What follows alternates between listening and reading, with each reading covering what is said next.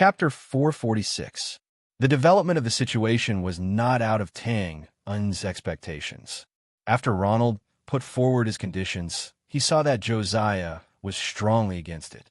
While dealing with the situation at the negotiation table, he sent someone to report the situation to the second prince in the capital.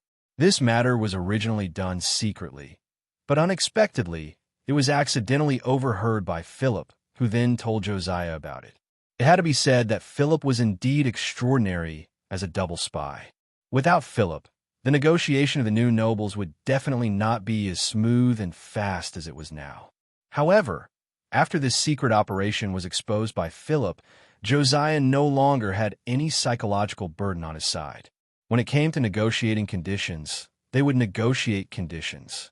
When it came to military issues, they would all rebuke them righteously.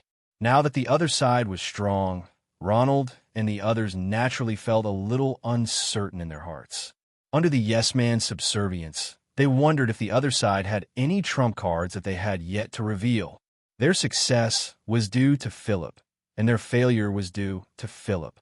The speed of just passing on the news was naturally not comparable to when the noble negotiation team came.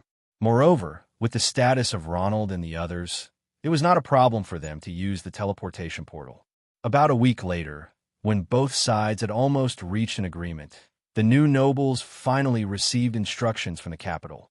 Tang and the others naturally did not know the specific details. Although Philip was also a member of the new nobles, Ronald and the others had recently begun to have doubts about him and were very vigilant against him. Fortunately, when both sides met for the last time, Ronald and the others finally spoke frankly. The general meaning was that this stage of the negotiation between both sides had come to an end.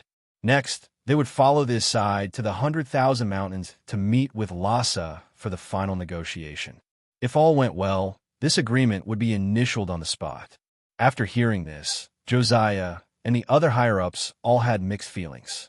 It was not that the dust had settled, but the huge stone in their hearts had finally been put down smoothly. This negotiation was not known to the world, but it definitely did not mean that it was not significant. Although the noble negotiation team also attached great importance to this negotiation, because of the status of the Gray Coat Army, the degree of importance was definitely not too high. After all, this was not an agreement between the Brand and the Northern Wilderness. However, for Josiah and the others, this negotiation was a great challenge and pressure. They had the trust of Leader Rosa, the expectations of the hundreds of thousands of soldiers of the Gray Coat Army, and hundreds of thousands of their comrades who had fought for more than 10 years. If it wasn't for the current situation, they wouldn't be able to afford to talk about it, and they wouldn't be able to afford to lose. Now, there was finally a satisfactory result.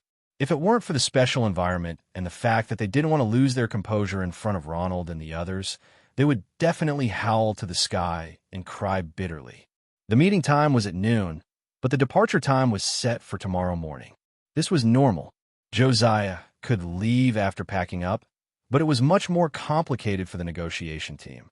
After all, they had been entertained by the local nobles for such a long time, and it was reasonable for them to hold a party to greet them. Josiah naturally wouldn't refuse. They also wanted to hold a party, a celebration party. There was no need to say much about the situation that night. All they needed to know was that the wine cellar of the tavern by the creek was completely emptied. It was also the first time Josiah got drunk in front of everyone. Of course, her alcohol tolerance was not good to begin with. After a few glasses, her face was flushed red. She drunkenly dragged Tang in, who didn't know whether to laugh or cry, to dance in the tavern hall. Tang in wasn't drunk. This wasn't to say that his alcohol tolerance was good. There were many people in the secret organization of Mountain Stream City, and with one glass per person, even a wine god would have to lie down. He just played a little trick. The wine that seemed to be drunk actually went into the water bag at the cuff of his sleeve. Was he playing tricks? Sort of. However, Tang didn't care. As long as he wasn't in a safe place, he wouldn't get drunk. Well, this was the professional integrity of an assassin. Of course, not everyone had Tang's tricks, or it could be said that they were all so shameless. After getting drunk, Tang could be considered to have seen everyone's drunken state. Dave and a few other young, high-ranking officials patted him on the shoulder and solemnly said that they could rest assured and leave Josiah to him. That tone was like a father marrying off his daughter. Tang rubbed his nose and rolled his eyes when he heard it. After a while, they wailed and wailed that Elder Ba wouldn't be able to see this scene. The people sitting here were all high-ranking officials of the secret organization. Enoch was also drunk and bleary-eyed. He was already lying down and shouting that he couldn't do it. However, according to Tangen's observation, he shouldn't be drunk. At least, he was definitely sober. To be honest, Tangon's suspicions about him hadn't dissipated. When he interrogated Aries' butler that day, he also asked about the traitor. The answer he got was that he had indeed given 1,000 gold coins, but there was no mention of the ice flame volcano, nor was there any mention of silencing him. However, this suspicion was just speculation. There was no actual evidence. Of course, Tangen wouldn't kill him just like that. After all, Enoch's position and role in the secret organization was still very important. Therefore, in the end, he just mentioned this matter to Josiah and asked her to be more careful. That night, Tangen didn't immediately rest. Instead, he chose to guard outside Enoch's room for a while. In the end, the other party didn't take advantage of this good opportunity to cause trouble. In the end, he could only give up and leave. The next morning, Tangen, Josiah, and a few high-ranking officials of the secret organization waited outside the city for the late aristocratic negotiation team. The team merged and headed towards the Shirwan Mountains. As soon as they left the city, a group of people was heading towards Mountain Stream City, dozens of kilometers away from the North City Gate. Standardized armor, standardized weapons. With such attire, as long as someone looked at them, they would be able to confirm that they were a group of garrison cavalry. If someone had sharp eyes and saw the identical markings on the horses' buttocks, they would even guess that they were from Mountain Stream City. This was the truth. These people were the garrison cavalry of Mountain Stream City that had been sent to the neighboring city to investigate a case on a piece of paper. As for the two people in the lead, they were Bose and Bugnes. After killing those black-clothed men in the hotel more than 10 days ago, the two of them hurriedly left the city to meet up with their subordinates. After all, they were sure that the order had been given by a certain important person. Since the matter had been resolved, of course, they wouldn't continue to offend him. The sound of horse hooves could be heard. When they reached a fork in the road, Bose raised his palm and motioned for the people behind him to stop by the roadside and get off their horses to rest. We're almost at Mountain Stream City. Bugnes raised his water bag and took a sip, then threw it to Bose beside him. I don't know if the aristocrats in the capital city have left. Bose caught it and raised his head. It's about time. Gulp. Although they weren't in Mountain Stream City, they had given some instructions to the cavalry when they left. Therefore, after receiving the news that the aristocrats were leaving yesterday, they rushed back this morning. You came back before the case was finished. Are you sure that order has something to do with the aristocrats? Tis. Bose wiped the water from his mouth with his sleeve and said indifferently, "Sure my ass. I think it was Aries who gave the order. But this has nothing to do with us. I've been bored to death for the past 10 days. As long as they leave, there won't be a problem for us to return to Mountain Stream City. As for the case, it's something that happened decades ago. Only the divine light, God, knows about it now." Huh. Bugnes smiled and nodded. He didn't deny it. Then he looked behind him. His expression changed, and he pouted. "We didn't get nothing this time. Hey, didn't we catch an interesting thief?" Bose also looked behind him. Then he handed the water bag back to Bugnes. His expression was serious. "He's really interesting. Like I told you before, I still suspect that he knows the mole that we worked with." He paused and then said, "Such a perfect disguise is really rare, and there's something familiar about it. I've only seen it on the mole. I believe in your judgment." Bugnes nodded and then raised his eyebrows. "If that's the case, what do you plan to do?" Bose rubbed his red nose and squinted his remaining right eye. "If it's really as I think, I'll use him as bait to lure the mole over. I want to duel with him again." "Are you sure?" I'm not sure this time." Bose finally shook his head and shrugged. "Bugnes, you know his battle record. An Earth-level warrior and a space magician working together couldn't kill him. In the end, he killed the magician alone. Anyway, I still have to try. After killing so many moles other than Ghostface, he's the only one that can give me excitement. Tisk, why does it sound like you're looking for death? Huh, that's the feeling I want. If I die in his hands, it'll be the best ending for me in this life. If he dies in my hands, it'll be the end. Okay, I'll ask the thief again and try to pry open his mouth as soon as possible.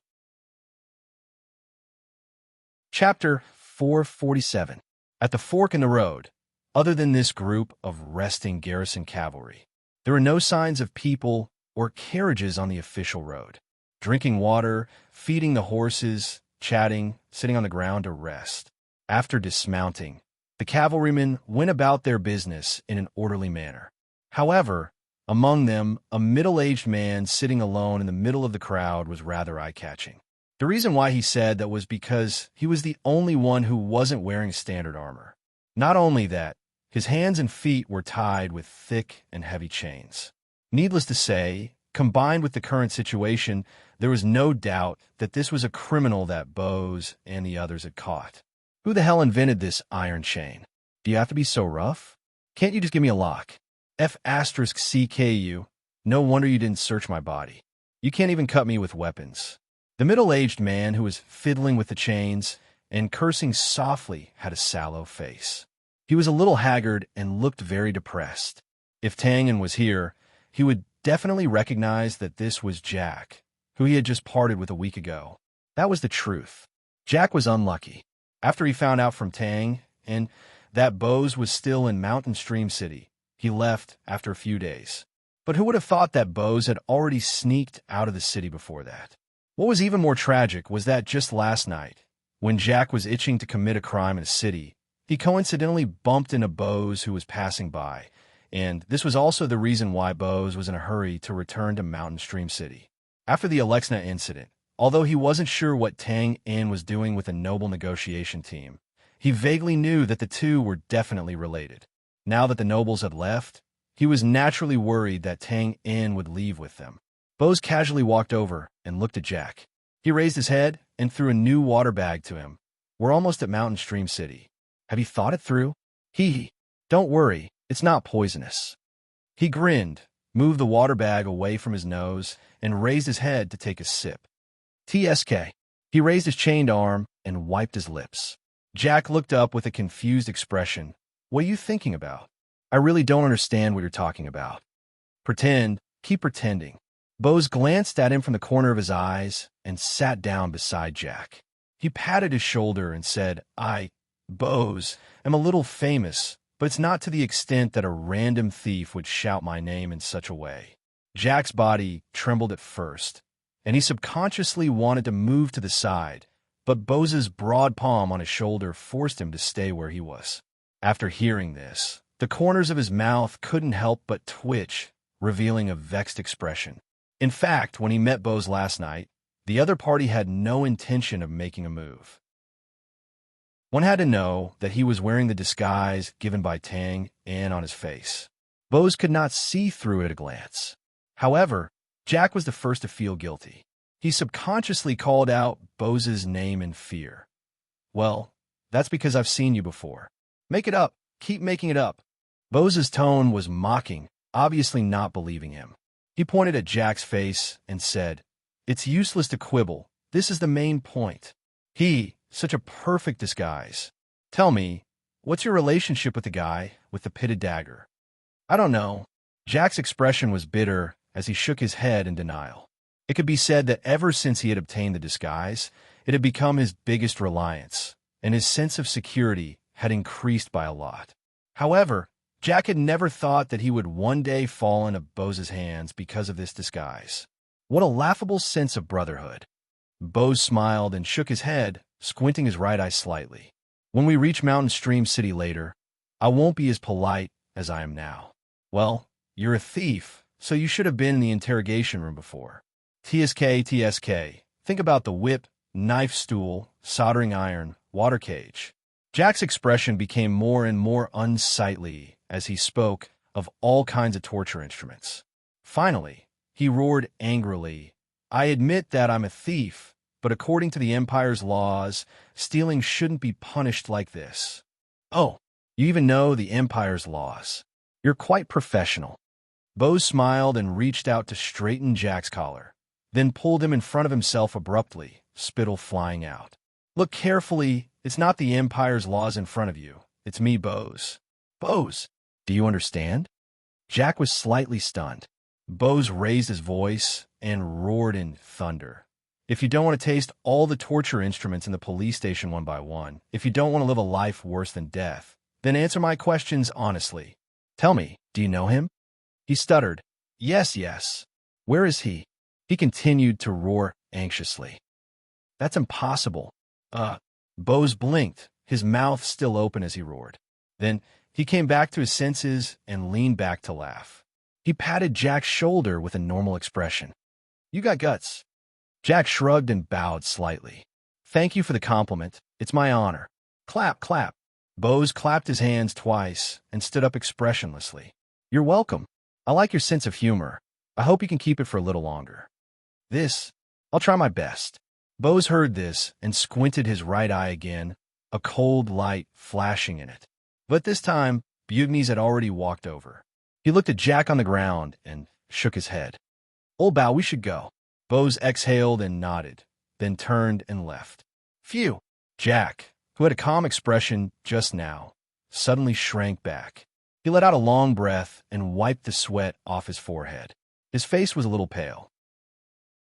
Thieves and assassins who hadn't directly faced Bose would never understand the pressure he felt.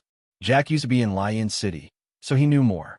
It could be said that he had lived under Bose's tyranny, so naturally, he felt even more pressured. Twain, brother, I can only help you this much. You must hurry and leave Mountain Stream City before I tell you. Cough, cough. The sooner the better. I won't be able to hold on for much longer. Well, of course, it would be even better if you could directly save me. While Jack was muttering to himself, the knights around him had already mounted their horses.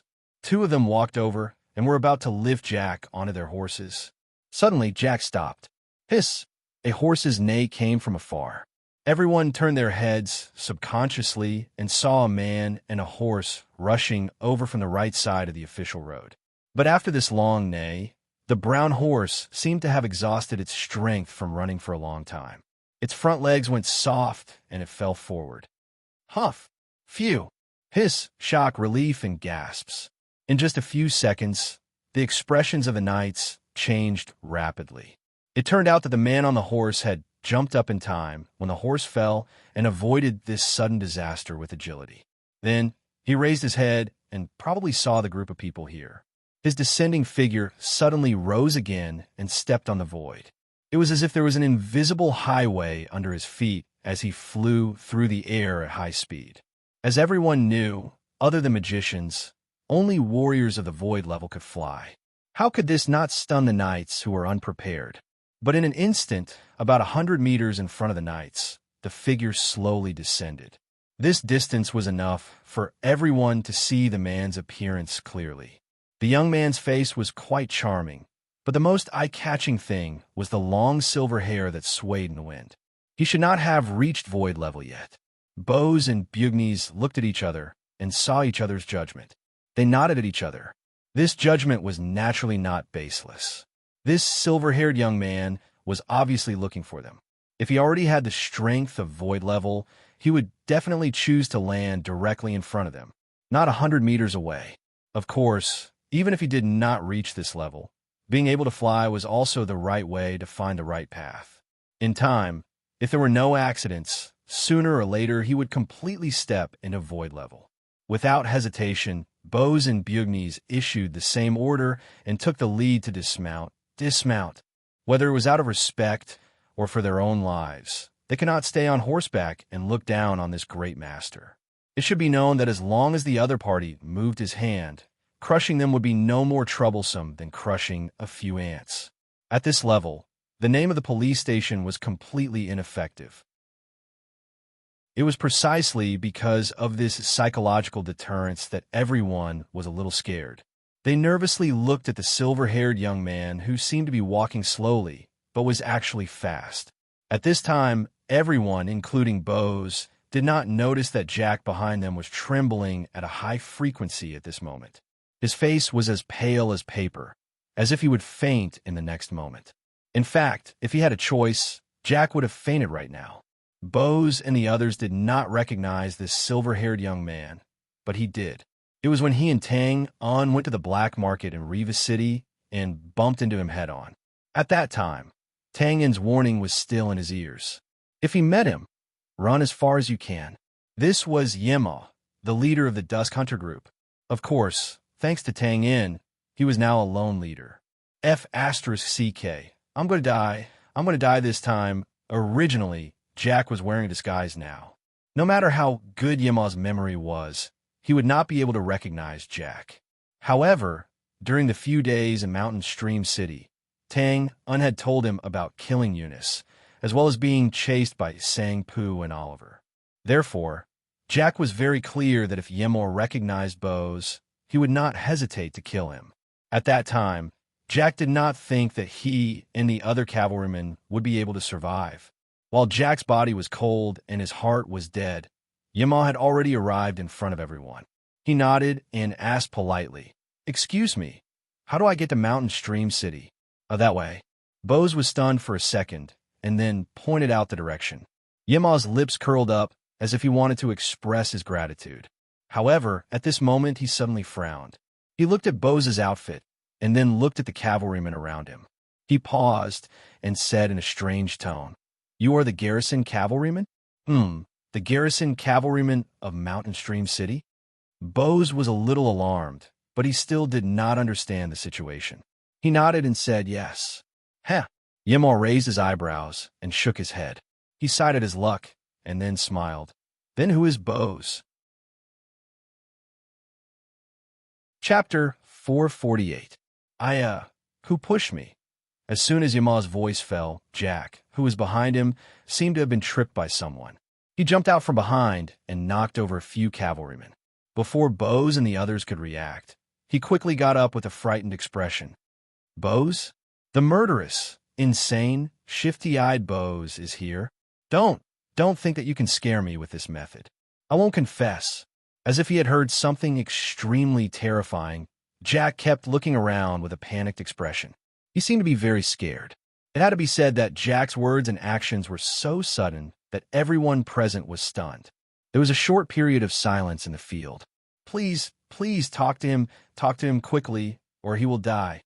Damn it, you bunch of idiots. What are you doing here? Take him down. If something goes wrong, how will we explain it to Director Bose when we go back?" After a few seconds, Bugnes's face instantly turned gloomy. He shouted at the cavalrymen around him. Then, he took half a step forward and passed by Bose. He bowed to Yima and said, "Please forgive me. And, by the way, you said that you were looking for our director?" After a pause, he hesitated. Can I ask what's the matter?" "Oh, look at me. I'm talking too much. The director should be in the police station in the city now. It's easy to find him. Survival of the fittest. This was a principle that could be explained anywhere. Let's not talk about the former. Just look at the latter. When encountering a powerful existence that they could not resist, some weak animals and plants would choose to turn on their outer protective layer to confuse or drive away the opponent. As the wisest of all creatures, although humans did not have an outer protective layer, their ever-changing faces, quick thinking, emotional body movements, and so on were enough for them to implement a variety of disguises. Jack's reaction was not slow. He mustered up his courage and rushed out to interrupt Bose and the others' next words and actions. He also sent out the message that Bose is not here. This was a complete gamble. There were too many unpredictable factors, and every factor could lead to the death of everyone present. However, Jack had no other choice. Since he was going to die no matter what, he naturally had to seize the opportunity and take a gamble. Fortunately, his hard work was not in vain. Bugnes stood up in time to take over. Bugnes didn't believe Jack, but he trusted his own judgment. Yima's arrival was really strange. First, he asked about the identity of the Mountain Stream City Guard Hall, which was already suspicious. Then, he mentioned that he was looking for Bose. It was almost certain that he did not come with good intentions. Bugnes and Bose had been friends for decades. He didn't think that Bose would have such an awesome, distant relative. There was no problem with Bugnes' disguise. He was meticulous and considered things more comprehensively than Jack. His words and expressions were flawless. He even paused from time to time to show his hesitation and fear of Yema's strength. It also bought time for Bose and the others to react. It could be said that he had put in a lot of effort. Bose rubbed his red nose and quickly reacted. Without hesitation, he went up and kicked Jack a few times. His expression was ferocious. "You still dare to move? You're asking for a beating, aren't you? Men, hold him down. See if I don't beat this piece of trash to death today." Of course, his next move was stopped by a few cavalrymen. Then, 2 more cavalrymen came out and dragged Jack, who was curled up and moaning on the ground, to the back. The crowd was a little chaotic, but most people's attention was still on Yema. Yema's lips were slightly curled. He looked indifferent. He seemed to be in a daze, but also like he was watching a show. He couldn't get any clear information from his expression. After a while, he asked calmly, "In the city?" "Yes, yes." "No, no." Yema shook his finger and fixed his eyes on Bose. He curled his lips and smiled. "I heard that Bose only has one eye." After he said that, a knight's spear fell to the ground. That knight looked at him, and his face turned pale. His body was trembling. He wanted to pick it up, but couldn't. "Hee, it's really you." Yema narrowed his eyes and looked at Bose coldly. Of course, Yema wasn't a fool. Not to mention other things, to be able to understand the threshold of the void level, this wasn't something a fool could do. Jack and the Bugnes' performance was fine, but Bo's prominent position and the advanced armor on his body had already aroused his suspicion. Although Yema didn't know Bose, he had been a bounty hunter for so many years. He still had this kind of eyesight. The probing afterwards was just to confirm the result. In other words, as long as he was suspicious whether Bose was among them or not, he couldn't let these people go. It's over. Everyone's heart couldn't help but sink. The knight with a weaker mentality was even more remorseful. Because of his stupid action, everyone might die here. Rubbing his red nose, Bose bent down and picked up the knight's spear on the ground. He put it in the knight's hand and patted his shoulder to comfort him. Then he straightened his body and slowly pulled out the big sword on his back. He walked to the Bugnes and faced Yema's eyes. "Although it's useless, I still want to ask about your identity and why you're looking for me." Yema didn't say anything. After he withdrew his gaze, he suddenly waved his hand and a silver light flashed. Bang! A huge metal collision sound was heard. Bose was hit by a galloping horse. His red figure flew over everyone's head like a cannonball. Then, with another bang, he fell to the ground and kept rolling. Clang, clang, clang. There was a sudden sound of weapons rubbing against each other. Swords and knights' spears were all raised. "Kill!" Bugnes' eyes instantly turned red. He didn't dare to look at Bose's situation behind him. He was attacked by a warrior who had touched the threshold of void level, so there was no need to look. He raised his blue spear and was about to stab. "Stop!" Cough. Everyone turned their heads in shock, only to see Bose struggling to get up from the ground with blood at the corner of his mouth. The great sword in front of his chest had been knocked askew and sunk into his breastplate. He looked like he had been cut in half, but he was still alive, and his injuries weren't serious. He staggered back and met Yema's thoughtful eyes again. He spat out a mouthful of blood and said fiercely, "Identity. Reason?" At this point, Bose didn't have any hope. He just wanted to die with a clear understanding. The peak of advanced level. Yema frowned and said, "Bose's strength." He was a little confused. "I heard that Oliver died in your hands." "Haha, so you came for that dog. You want to know why?" Bose grinned happily. The bloodstains on his teeth were obvious. He provoked, "I won't say. If you want to know, then give me the answer to my question." Yema shook his head and chuckled. He didn't get angry. He pointed at Jack, who was hiding behind the cavalry, and said, "You seem to know something. Well, tell me." Looking at Bose and the others, Jack spread his hands bitterly and said, "He is Yema. Well, the leader of the Dusk Hunter group." Bose opened his mouth in shock. Then he shrugged his shoulders and laughed again. "Haha, so you are here for revenge. Don't want to know how that big dog died? I can tell you now. He was killed by me with Mjolnir. In the end, only his head was left. It was taken by the Temple of Light. You probably won't be able to see it in your life. Ha ha. Yama's expression was still calm. He shook his head and said, I don't like your tone.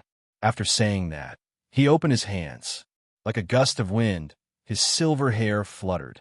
There was no earth-shattering aura, but Bose suddenly felt his body become heavy. It was as if he was carrying a pile of iron ore. His legs trembled, and he almost fell down. Squinting, he saw that the area had been covered by a layer of light silver gauze. Without a doubt, this was the source of these strange phenomena. Roar! Bose roared. He did not hesitate to release his red combat power and opened his combat power armor to resist. However, the situation did not change. He could only barely stand. If Bose was like this, the ordinary cavalry around him was even worse. Almost as soon as the silver gauze descended, most of the cavalry had already fallen down. They wanted to stand up again, but the omnipresent pressure was like a small mountain, pressing them to the ground. Soon, except for Bose and Bugnes who were still struggling to stand up, everyone else was humiliated and lying on the ground. Jack was the same. In fact, with his strength, he could have held on for a while, but thinking about the principle of an arrow hitting the bird that sticks out, he still lay down in the end. Most of the people present had never heard of this strange method of attack. Yema only raised his arm. He did not even release any combat power, but the area of effect attack had already arrived. Was this the strength of a void-level warrior? Chapter 449. The architectural styles of the cities in the other world were very different, but there was still a general pattern to follow. Other than special topography, such as being near mountains and rivers, most of the other cities had 4 gates.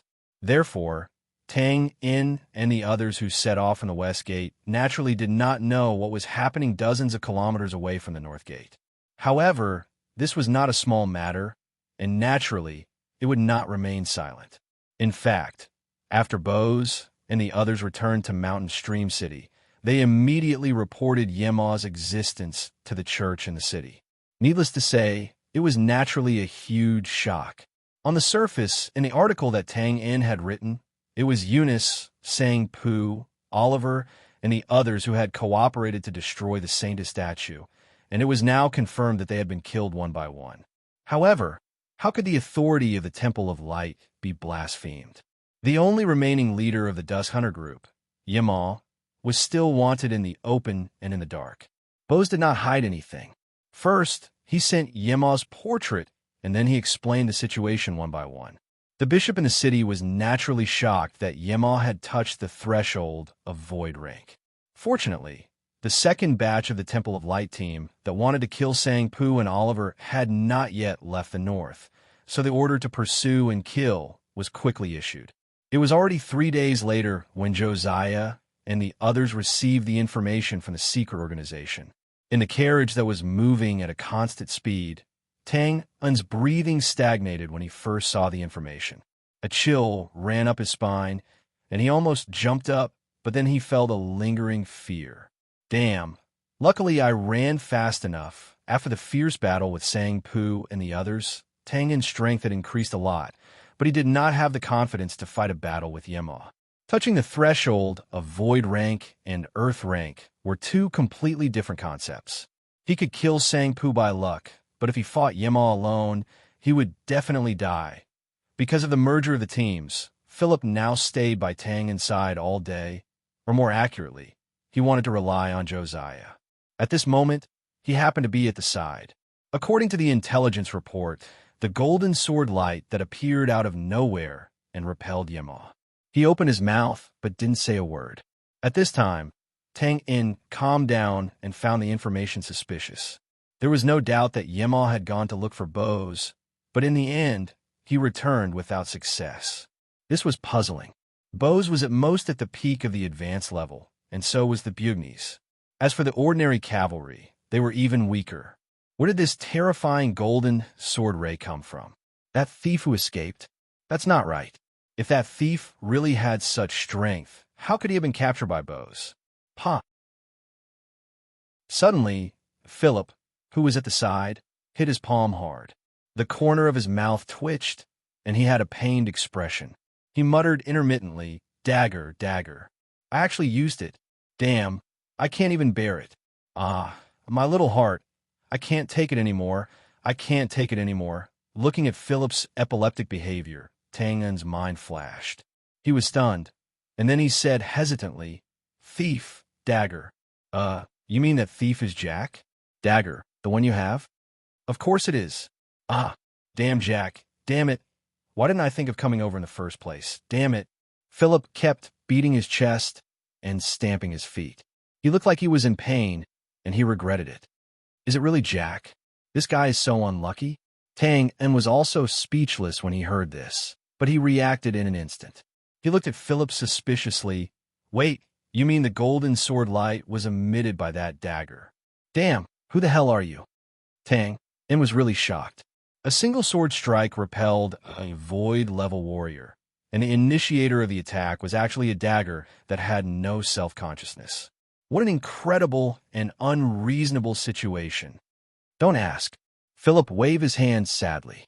"This dagger was given to me by an elder when I became an adult. He sealed a sword light and a special bead on the hilt for me to protect myself." "Oh, in that case," Tang En rubbed his nose awkwardly. No matter what, Jack had taken the dagger away right under his nose. So he suggested, "Well, why don't I go back with you to find Jack and get the dagger back?" "Forget it. It's useless." Shaking his head, Philip held his forehead and said weakly, "There is only one sword light in the dagger. After it is released, the special bead will automatically shatter, and the dagger will return to its normal appearance." Sigh. Damn, it turns out that this is just a one-time item. Tang En also sighed when he heard this, feeling quite regretful.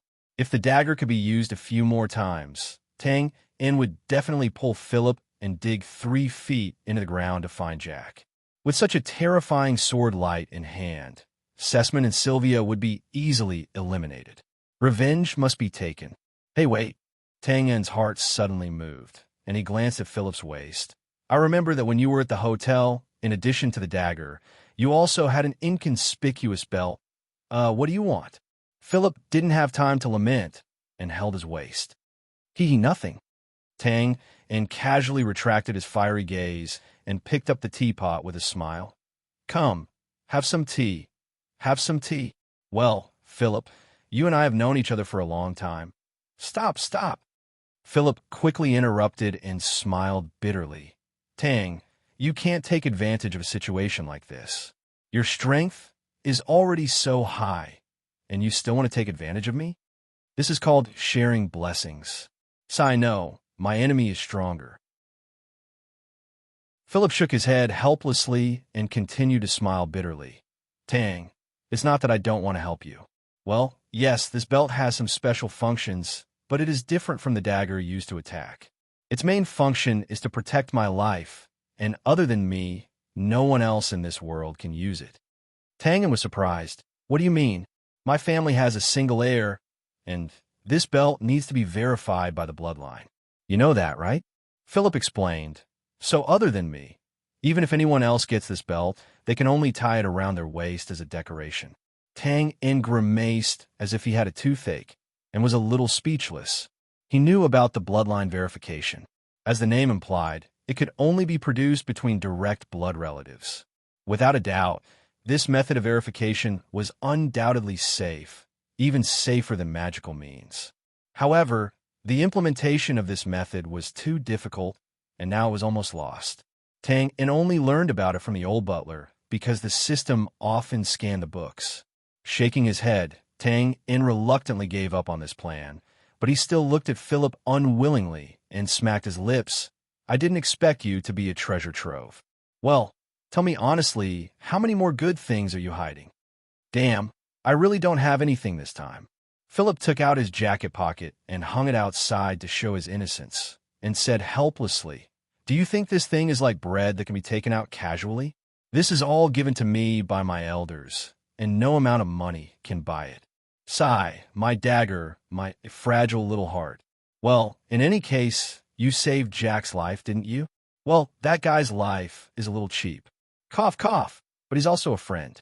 If I can sacrifice myself for my friend, this little thing is nothing, don't you think? Spreading out his hands, Tang comforted him. That's true. Well, but what should I do now that I want to stab him twice? The merge team was not affected by Yema's incident, and they were still moving toward the 100,000 mountains at a steady pace.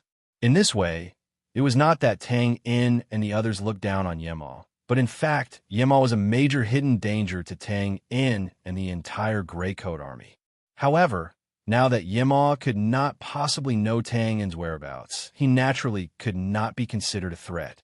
Moreover, although the intelligence did not state whether Yema was alive or dead after being hit by the terrifying sword, according to Philip's confident speculation, even if Yema was not dead, he was at least half dead. Moreover, now that the Temple of Light's team had intervened in the pursuit, Yema was now in a situation where he could not even protect himself, so naturally, it was even more impossible for him to think of them. The truth was more or less the same. As the team continued to approach the 100,000 mountains, the intelligence regarding this news was delivered one after another. In the end, Yema escaped the disaster and did not die under the Golden Sword light. However, just a few days later, he was successfully caught up by the Temple of Light's team. When Tang In saw this intelligence, other than letting out a long sigh, non-mainstream causes people to die, he was filled with fear. As for the rest, they were filled with fear and apprehension. One could see the whole leopard at a glance. Normally, the Temple of Light's job was to spread faith, and they did not do anything earth-shattering. However, when it was operating at full strength, this huge monster truly showed its horror. It did not take much effort to find a person in a vast area and a vast sea of people. Of course, Yema's own reasons also played a part in this. It was unknown whether it was because he did not expect the Temple of Light to come so quickly, or because he was too confident in his own strength, but he did not disguise himself. In particular, his long non-mainstream silver hair was really eye-catching. The first battle ended with Yema's escape. This did not mean that there was a huge disparity in strength between the two sides, but Yema was seriously injured. Even his left arm was missing, and he became a one-armed hunter. After that, there were very few battles. Yema did not manage to shake off the Temple of Light's team, but the people from the Temple of Light did not have the chance to severely injure Yema either. Both sides ran and chased, crossing thousands of miles in the north. Tang had found a map and found that except for some special restricted areas, Yema almost never changed his direction and headed straight north. It seemed that he wanted to escape to the northern wilderness. Of course, this was also the best choice. After all, in the Bran Empire, the Temple of Light's strength made people unable to resist. After guessing this, Tang shook his head and sighed in relief.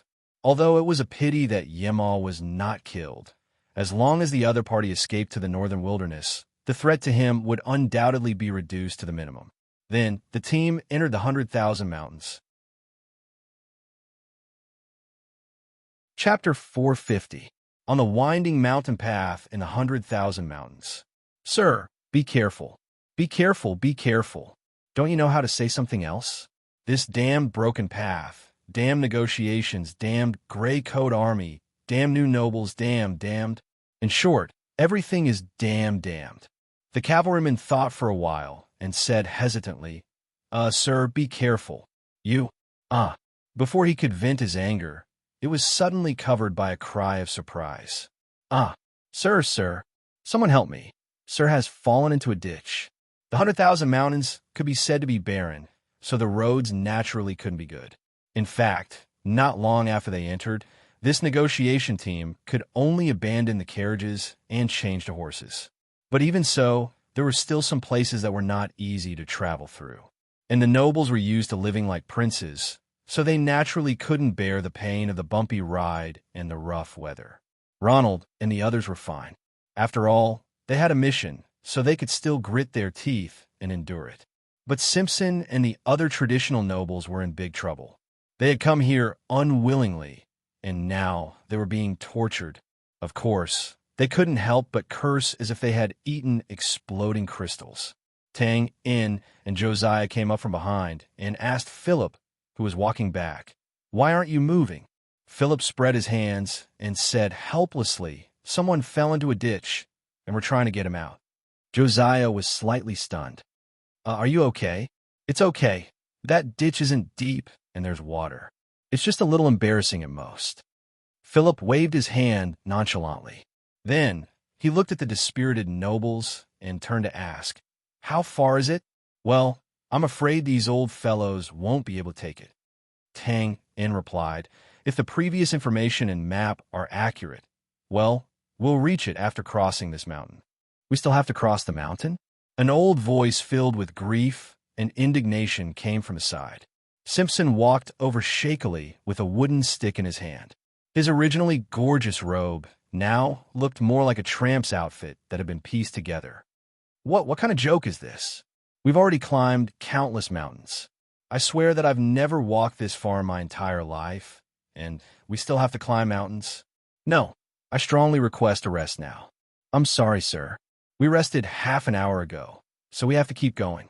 Josiah's tone was calm, but his attitude was firm. "Although I don't know how far you've traveled in your life, we've only crossed 10 mountains, including this one." "Oh my God, it's already the 10th mountain."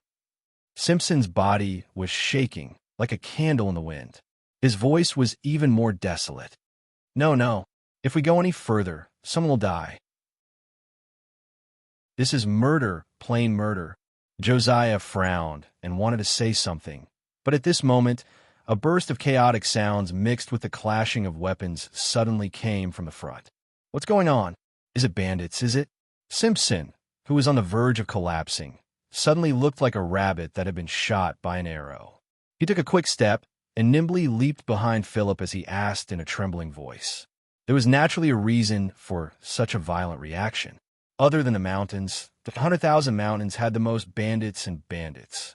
Due to the stalemate between the Gray Coat Army and the Brand soldiers, the rear had been cleaned up by Blank's army. However, it was certain that there were still bandits who continued to take risks. Moreover, when they had just entered the mountains, the nobles had not abandoned their luxurious carriages. Such a conspicuous outfit would naturally attract the attention of the bandits. Although there were 200 to 300 cavalrymen accompanying them, in the eyes of the bandits, it was not considered too many. It was just the standard of a caravan. Some small bandit groups would not dare to touch such a scale, but it was the favorite of large bandit groups. Moreover, in such a complicated terrain, the number of people was not the most important thing. Tang, In, and Josiah were well aware of the situation. However, they had returned this time with only a few high-ranking officials. They could not be in 2 places at once, so they could only report the situation to the nobles through Philip's mouth. The nobles still valued their lives very much. After hearing the news, they very seriously explained it to the cavalrymen. However, as the saying went, rats have their ways. The cavalrymen who acted as scouts were a branch of the royal guards. They had never left the capital, let alone been to the north. Therefore, they did not understand the despicable methods of the bandits. Finally, when the group passed through a canyon that they had already checked, they were ambushed by the bandits. Fortunately, Tang In had been vigilant and discovered that something was wrong in advance. He had loudly warned the group so that they did not completely step into the trap. After a few rounds of arrow rain, they retreated in time. Other than losing a dozen cavalrymen in this battle, no nobles were hurt. However, there was no doubt that looking at the cavalrymen and carriages that had been shot like arrows still left a very bad impression on Simpson and the others. The possibility of bandits is not high. Tang In met the gaze of Josiah and the others and shook his head. This terrain was similar to a cliff, but this cliff was indeed a little short. It was less than 3 meters high, so it should be considered a ditch. The place where there was chaos was opposite the ditch, where the cavalrymen who had gone to scout ahead were. Although the terrain here was difficult to walk on, it was not considered a dangerous place. There was also no cover, so even bandits would not be interested in this place. The group's doubts did not last long. Soon, a cavalryman ran over and reported that they had bumped into a group of Brand patrolling soldiers. Brand soldiers? This time, Simpson reacted quickly. His face was filled with ecstasy. He threw away the wooden stick and rushed forward. We're here! We're here! We're finally here! Ha! Looking at Simpson, who was dancing and running quickly, Tang In and the other two could not help but curl their lips. Is this the legendary Can't Walk?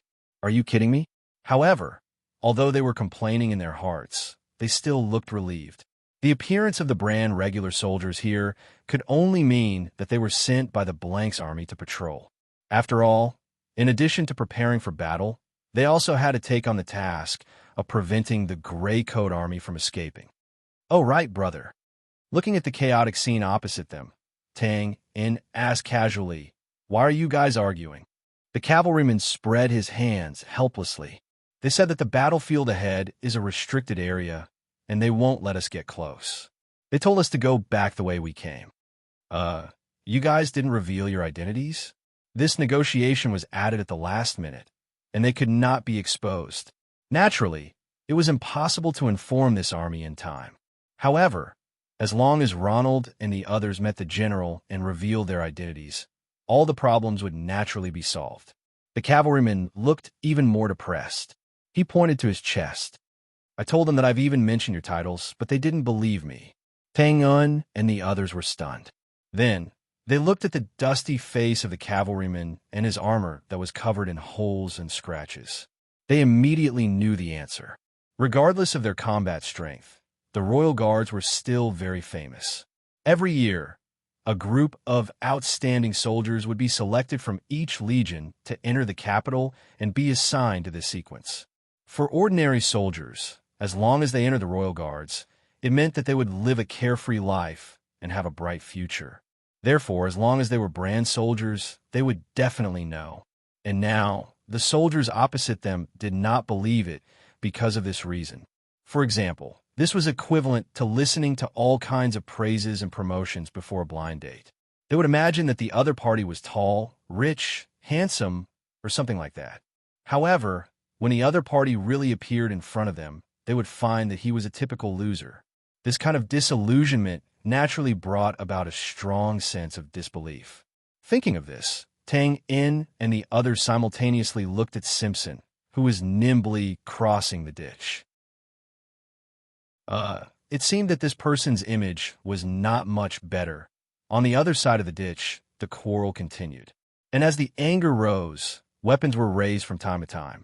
How dare you? Do you know who you're blocking? Isn't it just the Royal Guards? Ha! It's not that I want to criticize you, but if you want to get away with it, you should at least change your attire. That's right, and this is a military area. I don't care who you are. Hurry up and get out of here. How dare you? Are you blind? There are many marquises and earls waiting behind you. Do you want to die? Oh, I'm so scared, I'm so scared. Go away. If you dare to be long-winded again, my sword won't have eyes. You still dare to fight? Try and move. He's too damn arrogant. Beat him up. Let's see who dares to move, Motherf asterisk her, go. Beat these bastards to death. The chaos escalated quickly, and it seemed that a fight was unavoidable. Fortunately, Simpson had already crossed the ditch at this time. Seeing that the situation was tense, he hurriedly shouted, "Stop! All of you stop!" His orders were absolutely effective on the Royal Guards. Thus, the crowd that had just come into contact with Simpson immediately separated again. However, during this period of time, a few of the cavalrymen were at a disadvantage. After all, the soldiers did not know who Simpson was, so naturally, they took advantage of him. Seeing this scene, Simpson's face darkened, and he quickly walked over. Damn it, who's your leader? It's me. Where did you come from, old man? A small captain walked out from the patrol. Hearing Simpson's unfriendly tone, he naturally did not treat him well. How dare you? Simpson almost choked on his anger at this "where did he come from" question. His old face instantly turned red. I'm Marquis Simpson, you interrupted. The small captain opened his mouth in shock. He looked up and down at Simpson's tramp appearance and laughed. Marquis? Ha! This is F asterisk King interesting. You're acting more and more like it. All right, what's your name again? Do you want me to bow to you, huh? Simpson had never been humiliated like this before. The corner of his mouth twitched continuously, and his outstretched fingers kept trembling, as if he was about to have stroke. You lowly commoner, you're dead, you. Before he could think of a new curse word, a fist kept expanding in his vision. Bang. What about you, you old dog? You'd better get lost. It was the small captain who was tired of being scolded. He threw a punch and gave Simpson a panda eye. The scene suddenly became quiet, and the cavalrymen on the Royal Guard side were dumbfounded. They never thought that the Marquis would be beaten up, so they all stood there in a daze and did not react at all. Ah, what are you idiots standing there for? Kill them for me. Kill them all. Ah. Chapter 451. A lion disguised as a poodle to approach a flock of sheep, only to be scratched by a sheepdog. This sounded funny, but it was a true portrayal of Simpson's situation. The hierarchy in this strange world was very strict. As a Marquis, Simpson would never have thought that he would be beaten up by a lowly soldier one day. In a fit of anger, he roared and ordered the cavalry to attack. The chaos by the ditch eventually turned into a battle. The 200 cavalrymen of the Royal Guard crossed the ditch and almost annihilated the soldiers on the spot. Some of the soldiers saw that the situation was not good and quickly turned to flee while sending out signals for help. In a short while, a large number of soldiers rushed in from all directions and surrounded the negotiation team. But at this point, the matter was easily resolved. The officers of the battalion were more observant than the lowly soldiers. Although the nobles were all dressed like beggars, they still had a faint sense of dignity. They did not dare to act rashly and directly chose to report to their superiors. Finally, when the general of this army arrived in person and showed a look of fear and trepidation, the chaos by the ditch finally subsided. What happened next was simple. The negotiation team arrived at the place where the two sides were facing each other. Ronald and the other nobles had been running all the way and were severely exhausted. Naturally, they could not immediately start the negotiations, so they stayed to rest at Blank's army. Josiah and the rest were anxious to return home. They crossed the battlefield and walked towards the camp of the Greycoat army. From the beginning, in this war that had yet to break out, the Greycoat army had held the initiative. Whether it was the previous 3 victories or the sudden stop to set up camp, it was all based on the will of the Greycoat army. Since this was chosen by the Greycoat army, they naturally had an advantage in terms of terrain. In fact, this was exactly the case. The Greycoat army's camp was built on a gentle mound, slightly higher than the camp of Blank's army. This slight advantage of height was not to be underestimated. In war, it represented a wider, commanding field of vision for the general and the accumulated strength of the soldiers when they charged. Tang Yin and the rest did not go up the mountain directly. Instead, they tidied up their appearance in a small forest ravine beside the mound. Previously, when they were traveling with the nobles, they had brought along camouflage items. Now that they were returning to the camp, they naturally had to remove them first to avoid unnecessary misunderstandings. However, just as everyone was happily chatting and taking off the props on their faces, Tang Un's eyes suddenly flashed. Then, he quietly took a step forward and arrived behind Dave and the others. He then lowered his body and hid behind the big tree beside him. These few movements were as natural and smooth as flowing water. Even Josiah and the others did not notice that Tang and had disappeared right under their noses in this short period of time.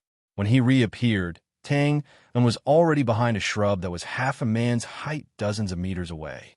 In front of him, 2 people in black were crawling under the grayish-yellow plant's roots.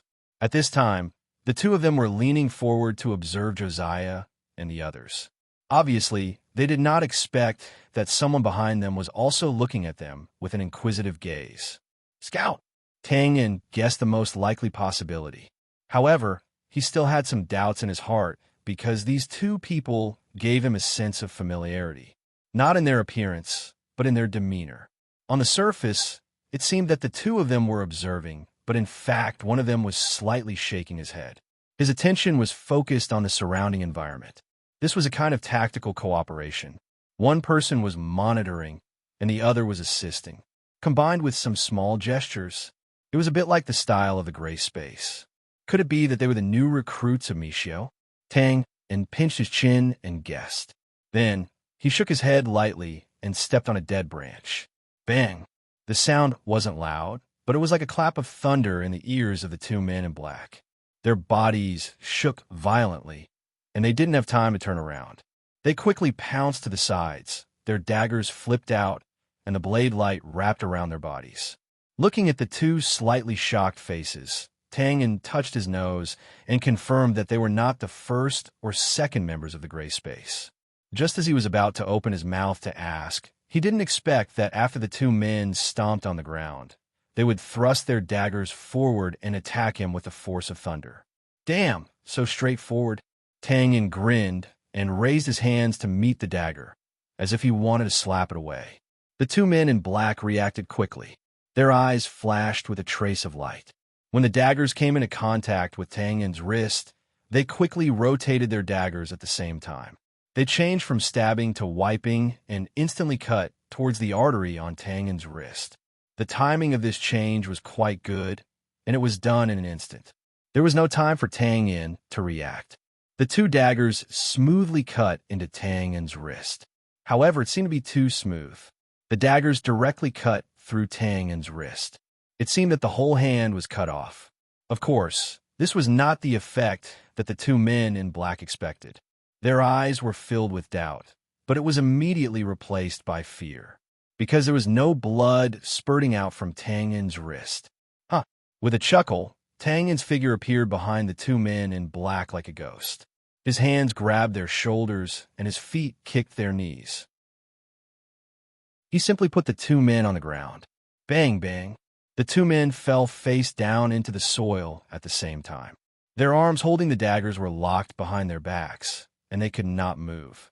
You are Michio, Before he finished speaking, Tang suddenly frowned, because the two black-clothed men, despite being locked up, actually forcefully flipped their left arms and slashed towards his neck like whips. Normally, their arms were naturally not long enough to reach Tang. They had to move half of their body to do so. Once they did so, their locked right arms were very likely to be broken. Tangan also did not expect the two expressionless men in black to be so brave and decisive. Sure enough, the two right arms below the shoulders were a little twisted. It was obvious that they were dislocated. If they used more force, they would be broken. Tangan frowned and got up. He avoided the machete and took a few steps back. The two men in black quickly turned over and stared at Tang indifferently. They did not have the slightest intention to check their injured arms. Spreading out his hands, Tang asked, "Is your captain David? Or Michio?" "Captain Michio. Who are you?" The man in black on the right asked in a slightly surprised tone. "So it's really a gray space." Tangan touched his forehead speechlessly. He did not expect to be beaten up as soon as he came back. He touched his nose and said, "Tangan, boss." When Tangan returned to his original appearance, the two men in black finally confirmed that the person in front of them was their boss. There was a trace of fear and uneasiness on their originally expressionless faces. However, of course, Tang did not blame the two men. He asked around a little and found out that they were indeed the third batch of members recruited by Michio. They were now undergoing actual combat training and were patrolling around the camp. Seeing that the two men were a little nervous, Tang did not ask any more questions. Together with Josiah and the others, they went to the Gray Coat Army's camp. With these two leading the way, there would naturally be no problems. Not long after they entered the main entrance of the camp, Rosa, who had received the news, came over with the higher-ups and welcomed them in with a happy face. Because of the sudden arrival, there was naturally no welcome ceremony. However, Josiah's name in the Gray Coat Army was still very famous. Soon, there were many cheering soldiers on both sides of the road. Then, David, Michio, Fry, and other familiar faces appeared one by one. However, it was obviously not the time to talk, so Tang just said a simple greeting and entered the tent with everyone. After sitting down, naturally, there was a warm exchange of greetings. Rosa directly pulled Josiah to sit next to him and did not mention the negotiation. They talked about reuniting after parting. This situation lasted for about half an hour before gradually turning to the main topic. Josiah first explained the general situation of the negotiation, then took out the conditions that had been negotiated and explained in detail one by one. It should be said that Josiah and the others' negotiation this time was very successful. The results of the negotiation were even more unexpected. One must know that although Rosa and the others had put forward a lot of conditions before, that was just a negotiation tactic. They also knew that some of the conditions would be impossible to agree to, so they specifically made a note to not force things. But now, in the negotiation results, all the easy conditions were achieved. Some of the difficult conditions were not a problem. Even some of the conditions that they thought should not be forced were successful. Although some of the conditions were different in form from what they had expected, the actual results were similar. If just based on the results in front of them, Josiah and the others had undoubtedly made a great contribution. The results were amazing. As the conditions were announced one by one, the atmosphere in the tent continued to heat up. It was a warm and festive atmosphere. Rose's excited words and Meng's heroic laughter almost never stopped. However, after Tang had finished greeting everyone around him, he sensitively noticed that there were some strange undercurrents in this seemingly warm atmosphere. This time, the Gray Coat Army had mobilized the army and brought most of the high-ranking ministers. Although these ministers were all smiling now, nearly half of them were smiling very reluctantly. Looking at Rosa, who was a little overjoyed, Tang nodded thoughtfully.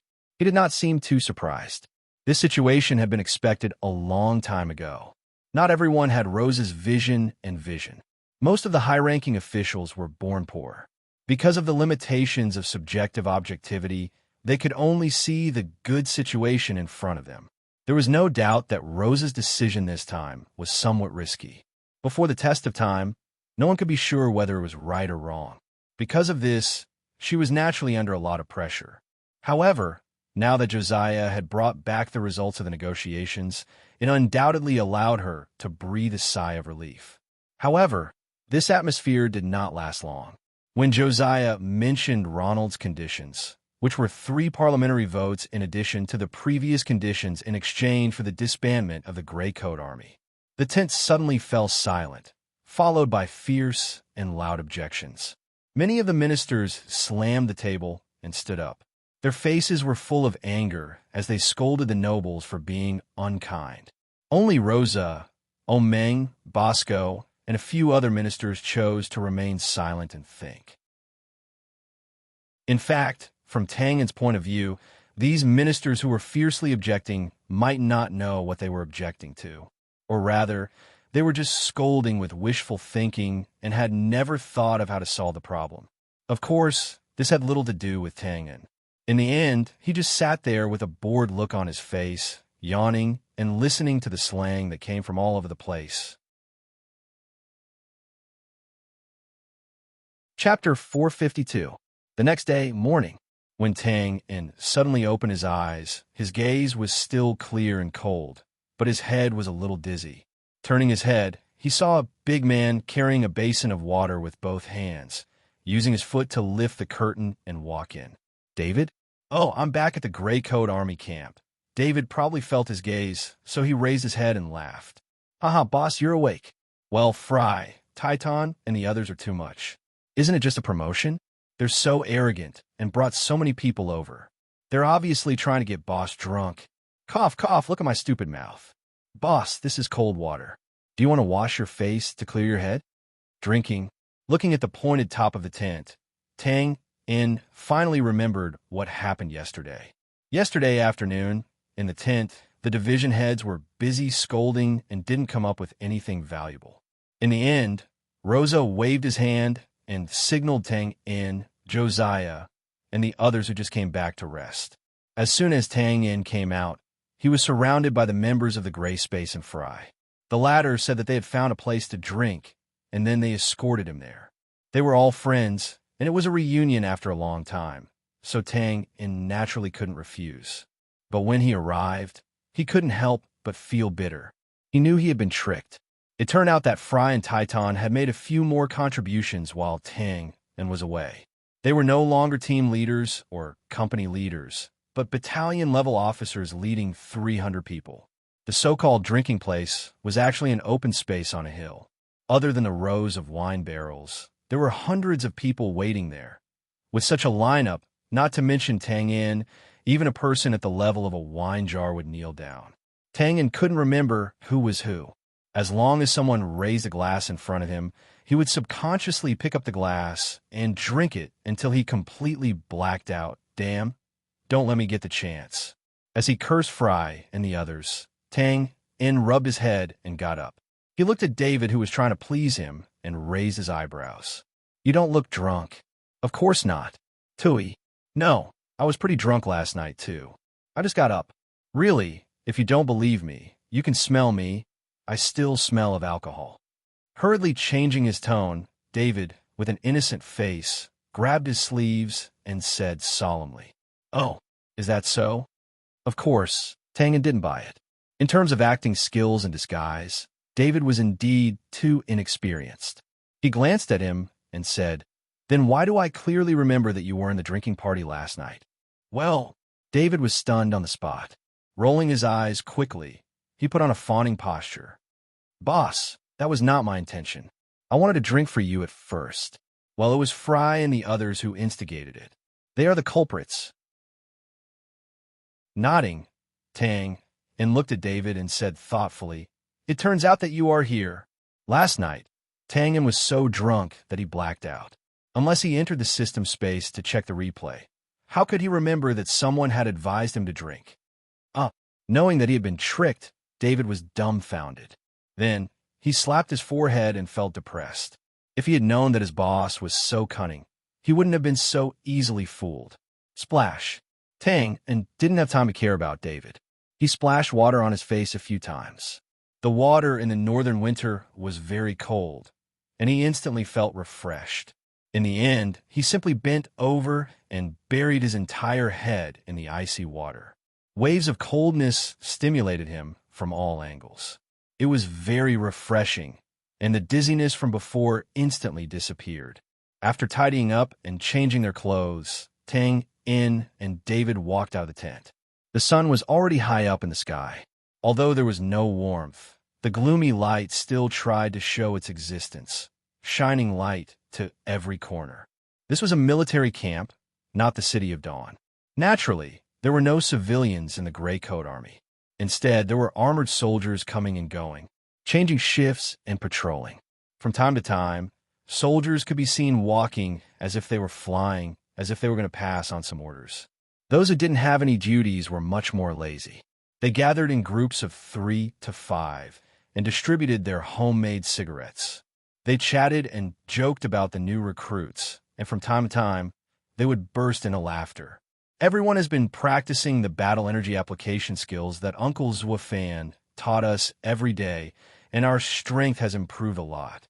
I'm now at the peak of the intermediate level, and I feel like I'm going to break through soon. Luke has also reached the intermediate level, and the rest are about the same. Oh, Harry is the laziest, so he's only at the beginning of the intermediate level. Well, Misho's strength is the highest, probably higher than mine. He's probably at the advanced level, but we haven't practiced together for a long time, so I don't know the details. By the way, the group of soldiers that trained Titan was disbanded. Did we talk about this last night? Maybe it's because they can't replicate the gray space. But they're doing pretty well now. The best is naturally Big Bro Titan. He's a battalion commander. Most of the others are company captains. Some came last night, some didn't come because they were on a mission, and a few died in the previous battle. Oh, and there's also little Carol. Because we didn't know if there would be a fight this time, we didn't let her come. We left her in Dawn City, and a few of our old brothers are looking after her. She's still as cold and quiet as ever, but her strength has improved very quickly. When she came out, she was almost at the intermediate level. She made us feel a little ashamed. Right? Something else happened, and it was pretty big. David followed behind Tang Yin, constantly talking about important matters. Oh, what is it? Tang Yin raised an eyebrow at the mention of little Carol. Scratching his head, David continued. Officer Mazel, have you heard of Boss? He's the head of the weapons and equipment department. I haven't. It's like this. Officer Mazel has a son, but I can't remember his name. He's in his 20s, and he's very frivolous. He usually doesn't do anything serious. One night, he drank too much, and on his way home, he bumped into a woman. That woman was quite pretty. That brat had a flirtatious mouth, so he pressed her down and groped her a few times, but he didn't do anything. Later on, he was dragged away by the people who were drinking with him. Hey boss, you know that the army is forbidden from harassing civilians in the base, let alone this sort of thing. In the past, someone was even beheaded. But that brat had a good father, and he didn't really go that far. That woman demanded an apology several times, but to no avail. In the end, she could only give up. Originally, this matter should have been left unsettled, but that woman had a little brother, about 7 or 8 years old. Boss, you know that little Carol is the queen of the children in the base, so this matter was passed on to her. TSK, TSK. He smacked his lips and sighed. That night, little Carol brought a knife and snuck into Mazel's home. Mazel is still a high-ranking officer in the army, and his home has quite a few guards, but little Carol still managed to sneak in and find that brat on the bed. After binding his hands and feet and gagging his mouth, little Carol raised her knife and cut off that brat's hands and that thing. After a pause, he grinned. Speaking of which, little Carol's thoughts are quite meticulous. After doing this, she took advantage of the fact that the kid fainted from the pain and quietly came out again. The next day, during training, she didn't do anything out of the ordinary. She did it beautifully and didn't leave any traces. As for that brat, because his mother happened to be looking for him, he was able to discover what was going on and didn't die from blood loss. Moreover, little Carol was wearing a mask at the time, so not even he knew who had done it. This matter came to light several days later. That woman's little brother accidentally blurted it out. He's just a child, so he doesn't know how to keep secrets. It was only then that we learned that little Carol was the culprit. TSK, TSK. Mazel's family naturally wouldn't let this go. After all, he was their only eldest son. They could cut off his hands and feet, but if they cut off his hands and feet, they would have no hope of continuing the family line, haha. They immediately sent people to arrest little Carol, but in the end, we sent them back. Haha, I really don't know what to say about this. It was originally an apology. After all, that brat didn't go that far. This matter blew up, and in the end, it reached Chief Luo Shah.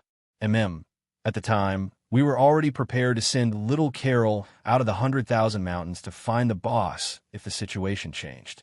But in the end, the chief suppressed this matter. First, he had that brat apologize to that woman, and then little Carol to apologize to that brat. This was a great advantage. But little Carol wasn't willing to apologize and wouldn't listen to anyone. In the end, we found someone about the same height as little Carol from the surrounding villages, disguised him, and sent him to apologize. In the end, the matter was resolved. As for that Mazel, we investigated his background and found some evidence of his corruption. We gave it to Fei Rue, and he was promoted in the army. At this point, David laughed and shook his head. Haha. After this matter, little Carol has become famous. Those fellows in the base who have some sort of connection with her now avoid her. Tang In thoughtfully nodded. He could understand little Carol's intense actions. She had seen her mother defiled by bandits, so she naturally loathed this sort of thing. He softly chuckled and said, it seems like I'll have to find time to thank Chief Luo Shah. After a pause, he asked, Right, where's Michaud? He should be training those new recruits on the western side of the camp. Should I send someone to call him over? Tang In waved his hand and said, There's no need. We'll go together. David paused, a hesitant look on his face. Boss, why don't you go? I won't go. Tang In turned and frowned at David. Chapter 453. Boss, Michaud has changed a little. I can't tell you the details, but it feels weird. I don't want to talk behind people's backs, but Harry, Luke, and the others all have the same feeling. They said that Michaud seems to be blinded by hatred and killing intent. From time to time, Tang In nodded and smiled in response to the soldiers passing by. David's words lingered in his mind as he walked to the west of the camp alone. Tangan had already learned about Misho's change from the information he had received before. At that time, he didn't care about it, but now it seemed that there was really some trouble. But no matter what, Tangan couldn't let anything happen to the gray space. This was the foundation of his revenge. David and Misho were the first to follow him, and now they had become the pillars of the gray space. Because of David's personality, he wasn't suitable to be an assassin. In the end, he became an attacker. As for Misho, whether it was his fighting style or his way of doing things, he was greatly influenced by him. Tangan also admired him very much. Whether it was the early team building, the later work of the gray space's intelligence analysis, and so on, he was the one who led them step by step. Therefore, Tangan had to carefully consider Misho's change, of course. No matter how big the trouble was, it was just trouble. Having faced many life and death situations together, Tangan didn't think that Misho would do anything to harm the gray space. On the west side of the camp, as soon as Tangan arrived, a few people bowed to greet him. Tangan knew these people. They were the second batch of members of the gray space, who were later assigned to Misho's command. After asking a little, Tangan learned that this place was a restricted area for the training of the new recruits of the gray space. The gray space's status in the Gray Coat Army was still strange. It enjoyed regimental treatment, but it was not included in the military establishment. Similarly, it was not under the jurisdiction of the administrative system. Instead, it was directly under Rosa. However, although its status was a little unclear, no one doubted the gray space's ability. The 1st Army's Swordsman Regiment had been fooled by them from afar. In the previous battles, the Brand Scouts had not been able to find their way here. Moreover, even after being surrounded by Blank's army, they were still the ones who helped the soldiers break through the defense line and passed on the information. With such a valiant battle record, they were only going to be given a training ground. Naturally, they had to be satisfied. As they ventured deeper, the surrounding environment had obviously been modified. There were all kinds of strange terrains. This was also the usual training method of the gray space. When Tangan climbed up a slightly higher mound, his eyes suddenly opened up. An open space had been cleared below, and a maze-like tunnel had been dug. At this time, there were about hundreds of people chasing, escaping, and fighting. They were having a lot of fun. Boss, Misho, who was closer to them, waved his hand and walked over. In the distance, several people who seemed to be supervising the battle quickly ran over. They were Luke and the other members of the first batch. The corners of Tangan's mouth curled up, and he greeted them with a smile. He had already learned some things from David. This time, not all of the gray space had come over. Harry and a few others were looking after little Carol in Dawn City. What made him especially happy was that the first batch of members who came over did not suffer any casualties in the previous battle. It was easy to die in war, no matter how strong one was. Therefore, such a result was naturally worth celebrating. After a round of vigorous greetings, Tangan realized that the people in front of him were the candidates for the 3rd batch of recruitment, and Luke and the others were invited by Misho to train. You recruited so many people? After the greetings, Luke and the others went back to supervise the training again. On the hill, only Tangan and Misho were left. Looking at the lively scene below, Tangan couldn't help but be a little surprised. Then he asked doubtfully, "Hey, how long have you been training?" "They're all good. Actually, we didn't train for long." Misho pointed at the people below and explained with a chuckle, "When we were recruiting, the army had already left Dawn City. So, I reached an agreement with old Marshal Omeng. These people came voluntarily from the various legions, and they all have good foundations." "I see." Tangan nodded in realization, then raised his eyebrows. "What conditions did you promise him that old Marshal Omeng would let them go so easily?" It was no wonder that Tangan was puzzled. The army was independent and did not allow other forces to probe into it, let alone poach. The first 2 batches of members of the gray space were also ordinary people recruited from the encampment. For example, Luke was not accepted by the army because he had no sense of direction, so he ended up in the gray space. Hee. Misho pursed his lips and chuckled, a hint of pride on his feminine face. "Actually, it's not a condition. We're in charge of providing training, and the Army is in charge of sending people over. If you pass the training, you'll naturally be a member of the gray space.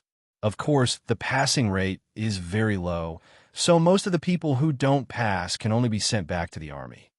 After a pause, he continued, everyone saw the results of Big Brother Titan soldiers that we trained in the past. So, even if these soldiers are sent back, their combat strength will be higher than their peers. He will get members, and the Army will get elite soldiers. This is a win-win cooperation, and old Marshal Omeng will naturally agree. Beautiful. Tangan couldn't help but praise as he rubbed his hands together. As for the members who passed, we won't be careless. Right now, the attitude towards the gray space in the encampment is quite complicated. Some are envious, and some are suspicious. So, we will collect all kinds of information about them one by one to ensure that their identities are clean. Nodding, Tang patted Michaud's shoulder, and his expression was a little emotional. This was why Tang admired Michaud. Under that seemingly feminine face, not only was there a delicate mind hidden, but there was also endless potential and a way of doing things without batting an eyelid. If it was someone else like David, they would never be able to come up with such a meticulous plan. After chatting for a while, Tang pondered for a moment and decided to ask directly, by the way, Michaud, did you find the bandits who killed your family? No, but I got some vague information. They are a group of bandits, not in the 100,000 mountains. Michaud paused for a moment, then shook his head and said, it's good that you have news. Find time to find Josiah and ask the secret agency to help you find out. When you find them, take some people and go directly to destroy the bandit group. Pause for a while. Tang looked at Michaud and chuckled, haha. Otherwise, the old brothers will be worried about you. Well, thank you, boss. Michaud nodded happily, then looked at the battle below and spread his hands slightly. Actually, I also know that I've been a little wrong recently. Some things have indeed been done, and David and the others have kindly reminded me. Well, in short, I'm sorry for them. Michaud's expression was a little sad when he said this. Boss, do you know? Sometimes I don't even dare to close my eyes because when I close my eyes, mother, father, uncle, and young sister, they're all around me, always around me. So I can only keep cultivating fighting spirit, physique, speed. Only by making myself the most tired can I not think about these things. This has increased my strength by quite a bit. When I first joined the Gray Coat Army, my personality was weak and my strength was low. They told me not to take revenge and to live on my own. Now that I have some strength, they began to want me to take revenge. Kill those cruel bandits, kill everyone. Michaud's breathing was a little rapid, and his eyes flashed with a bloodthirsty light. He then closed his eyes and slowly exhaled a turbid breath. Huff, huff, ha, I've killed a lot of people. When people die, they die. There shouldn't be a soul. So, well, maybe they're all my imagination. I've been foolishly putting pressure on myself, and in the end, I transferred it to the enemy. It should be because of this that David and the others are uneasy. Tang was silent. When he came, he planned to analyze it carefully and adjust Michaud's mentality of revenge. But who would have thought that Michaud would say it himself? And in a more thorough and detailed way, he found the root of the problem.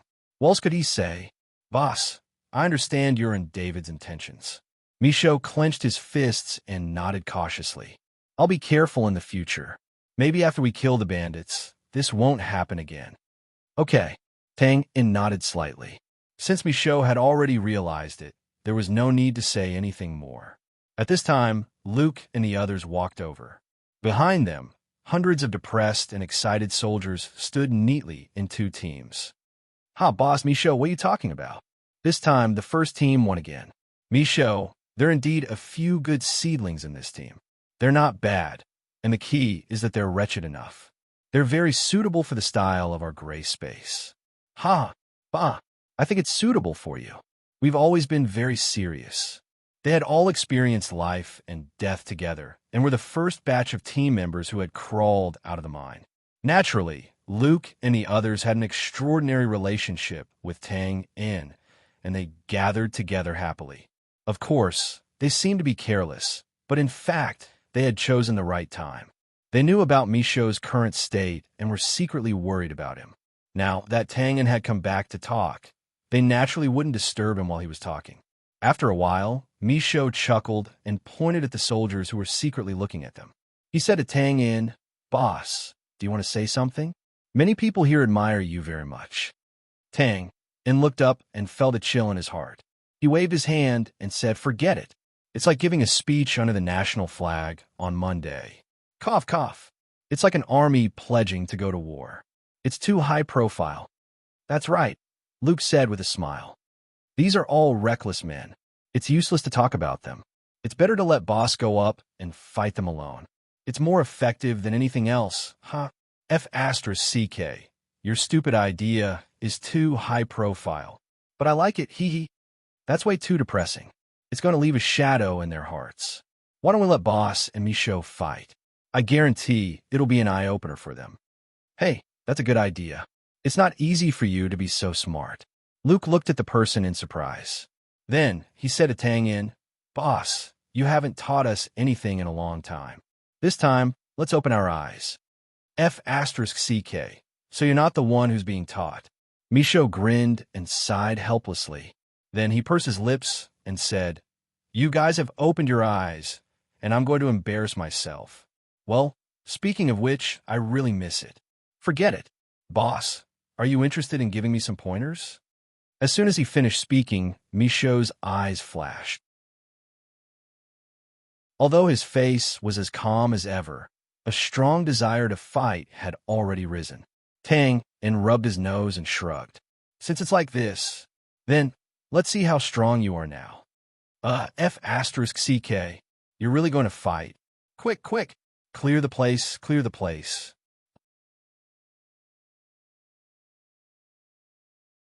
Chapter 454. Instead of clearing the area, Luke and the others retreated to where the soldiers were and used the top of the mound as a battlefield. Although the place was a little small, Luke and the others knew that the two men didn't need much space or time to fight.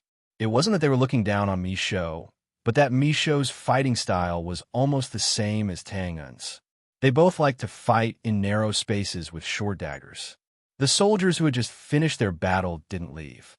They circled around and looked at the two people on the mound in confusion. Of course, they knew Misho. They also knew what kind of demonic training methods and terrifying skills this feminine young man had. As for the other person, the training here was closed. If he wanted to leave, he had to become a member of the gray space or be sent back to his original army. Thus, they didn't know that Tang In had returned. Of course, some of them had seen Tang In before, but it had to be said that Tang In's ordinary face really didn't have any sense of existence, however. This situation didn't last long. After a bold soldier asked Tang In about it, his identity spread among the soldiers. Instantly, the gazes of the soldiers became abnormally fervent. It should be said that Tang In's image in the Gray Coat Army was mixed.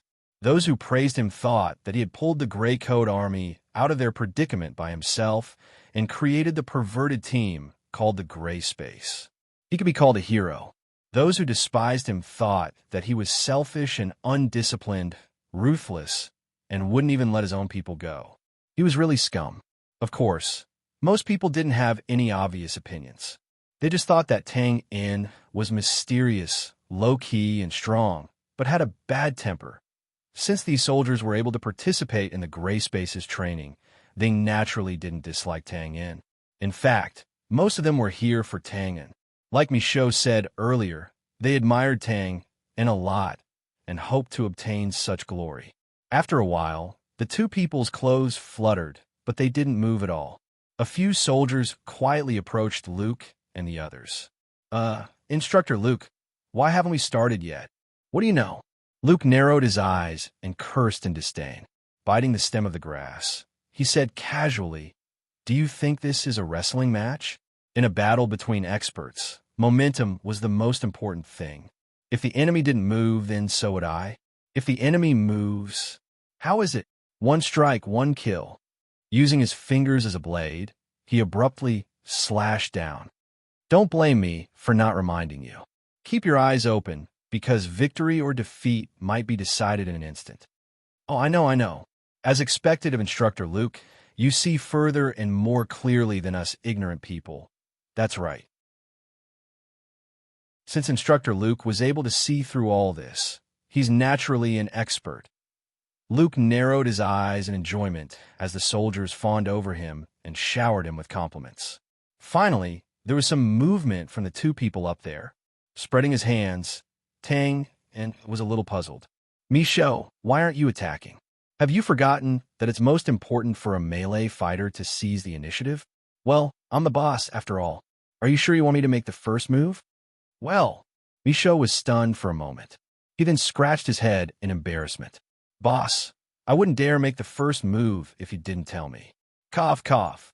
A series of coughs came from below the hill, and Luke lowered his head so much that it almost went into his pants.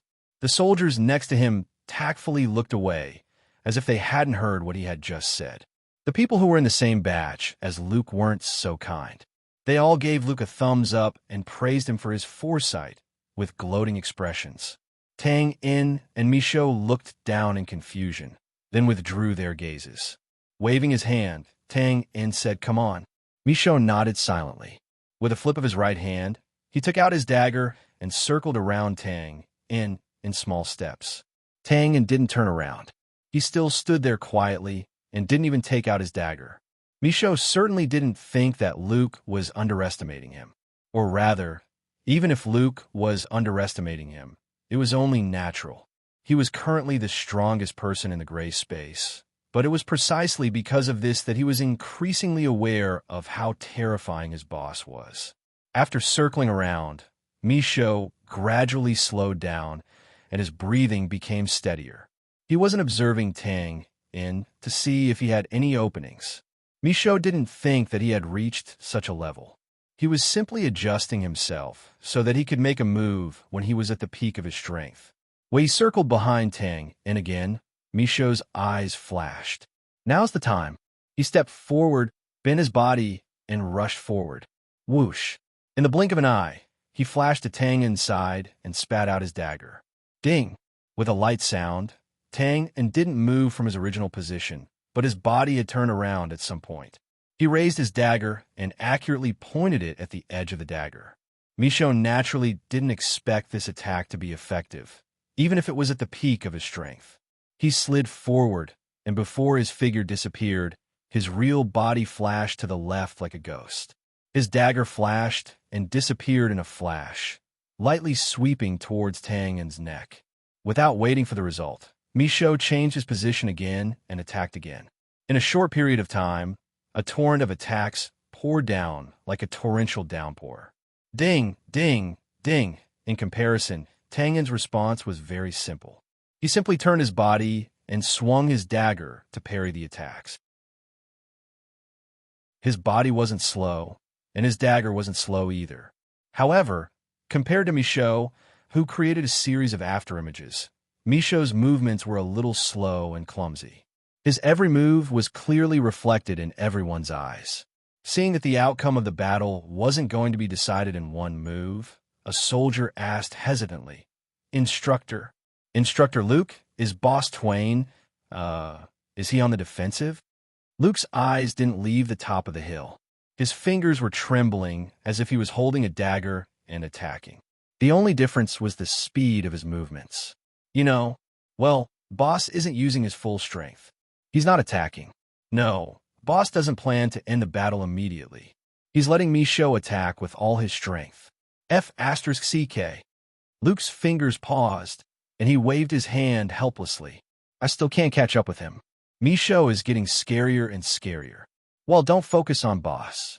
The gap is too big, and you won't be able to learn anything. Pay more attention to Michaud. Pay attention to his figure when he attacks, the speed of his dagger, and the angle. Well, forget it. You won't understand, even if I explain it to you now. Remember as much as you can. If you can't, well, just watch the show. Oh. The soldier scratched his head and tried to look at Michaud, but his eyes were dazzled in an instant. He couldn't tell which was the real body and which was the illusion. Strange. Why was Boss Tang able to block Michaud's dazzling attacks, even though his movements were so slow? On the hill, Tang couldn't help but sigh as he dealt with Michaud's fast attacks. Luke's analysis was right. Tang didn't plan to attack. Instead, he wanted to see how much Michaud had improved. Judging from the current situation, even though he had already expected it, Michaud still gave him a big surprise. Michaud's hand speed was very fast. Tang also knew that this was a gift from his talent. Talent was just like birth. There was no room for choice. However, having talent didn't mean having everything. It could quickly weaken with laziness, but it could also become more amazing with hard work. Michaud was undoubtedly the latter. Not only was he constantly developing his talent for hand speed, but he was also improving his movement speed and combat awareness to make better use of his talent. It was easy to say, but the hardships involved were not to be underestimated. Take Tang, for example. He had trained hard in the system space, but when he was at the same level as Michaud, his attack speed was definitely not as fast as Michaud's. Michaud's performance had already amazed Tang, but he didn't think that this was Michaud's limit. He paused, and a crack appeared in the impenetrable defense. Michaud's attack went straight for the center of the center. Michaud's eyes flashed, and he didn't hesitate to cut in. His dagger suddenly glowed with a green light. If Tang was amazed by Michaud's performance, then Tang was only left with pressure. Although the battle didn't last long, Michaud's consciousness was completely immersed in it. He didn't hesitate to drill in as soon as he saw a flaw. He didn't even think about whether it was a trap. The green light appeared suddenly, and the subsequent changes happened in an instant. It gathered and contracted like a green grain, then suddenly exploded. The blade light spun rapidly in the narrow space, wantonly attacking.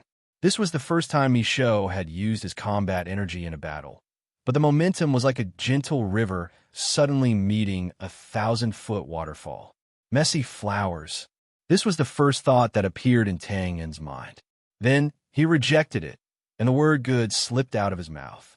Tang was naturally familiar with the flower confusion skill, and he taught the technique to Michaud and the others. But now, the martial skill that Michaud used was like a chaotic flower, but the attack method was very different. There was no longer a thin, blood-red saber light. Instead, there were countless leaf-breaking saber lights. It was obvious that Michaud had tailor-made this technique for his unique hand speed. Of course, no matter how unpredictable Michaud was, it was impossible for him to put Tang in a difficult position. This was not a difference in strength, but a difference in realm.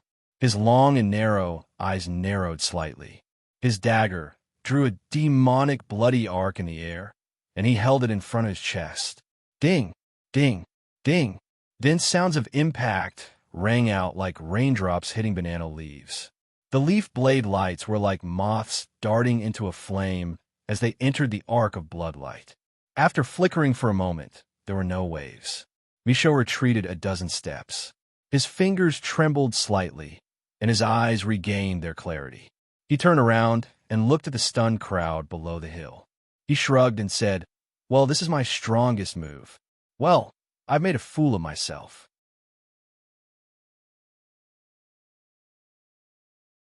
Chapter 455. Author's Note. There's a power outage in my hometown again. I can't do anything about it. Okay, I'll post the next chapter first. Well, I can only try my best. Haha, we're so lucky to have a duel. When we get back, we'll definitely get to drink a lot. And it's between Boss Tang and Captain Michaud. TSK, it's just not fun. It would be even better if they could overturn rivers and seas. Overturn rivers and seas? Even a heaven stage warrior can't do that. Also, if you want to die, don't drag us down with you. If you do, we'll be the first ones to die. Haha, that's right. A large group of soldiers entered from the west side of the camp and headed toward the army's gathering point. The battle in the maze just now was a test of the gray space's training phase. As the losers, they naturally had to return to their respective units. Of course, it was hard to be eliminated, but they were still in a good mood after watching an exciting duel. Well, who do you think won just now? Do you even need to ask? Of course it's Boss Tang In. Well, I know Captain Michaud was trained by Boss Tang In, but it's hard to say. Michaud was the one who kept attacking, while Twain was the one who was passive. What do you mean passive? Didn't you hear what Instructor Luke said? That's because Boss Tang In didn't use his full strength. Yeah, didn't Captain Michaud say that he made a fool of himself? And think about it. Captain Michaud attacked for so long, but did he see Boss Tang In fight back? More importantly, he didn't even move from his original position. Well, now that you mention it, you're right. The scene suddenly became quiet. The soldiers stopped and looked at each other. They were all a little scared. Originally, they didn't have any contact with Tang In. In their minds, he was a legendary figure. But Michaud was different. In the previous phase of training, they had witnessed the terrifying strength of the Gray Space's captain. Naturally, they had compared the two in their hearts, and they all thought that as the leader, Tang In should be stronger than Michaud. However, he didn't know exactly how much higher it was. Basically, he estimated that it was slightly higher, but the difference shouldn't be too big. But now that they had seen the actual battle and were reminded of the situation back then, they were somewhat speechless. He was able to block Michaud's crazy attacks without even moving an inch. This is a legend. After a while, one of the soldiers came back to his senses and shook his head in self-mockery. Forget it. Don't think about it. That's not a realm that we can reach. Furthermore, we've all been eliminated. But to be able to witness this battle, we've already profited, haven't we? That's right. One shouldn't be too greedy. With the skills we've gained from this month's training, it's not impossible for us to become a squad leader when we return. Haha, that's enough. After the two of them spoke like this, the atmosphere instantly eased up and became lively once more. The Gray Space didn't recruit everyone. If they could participate in the training, it meant that they all had some potential. Although they were eliminated now, they were still inferior to the top, but they were still better than the bottom. Like the previous person said before, with the results of the training, they would be able to get an official position and pay. That would be a good result. Just as the soldiers returned to the barracks, a voice sounded. Haha, what are you talking about?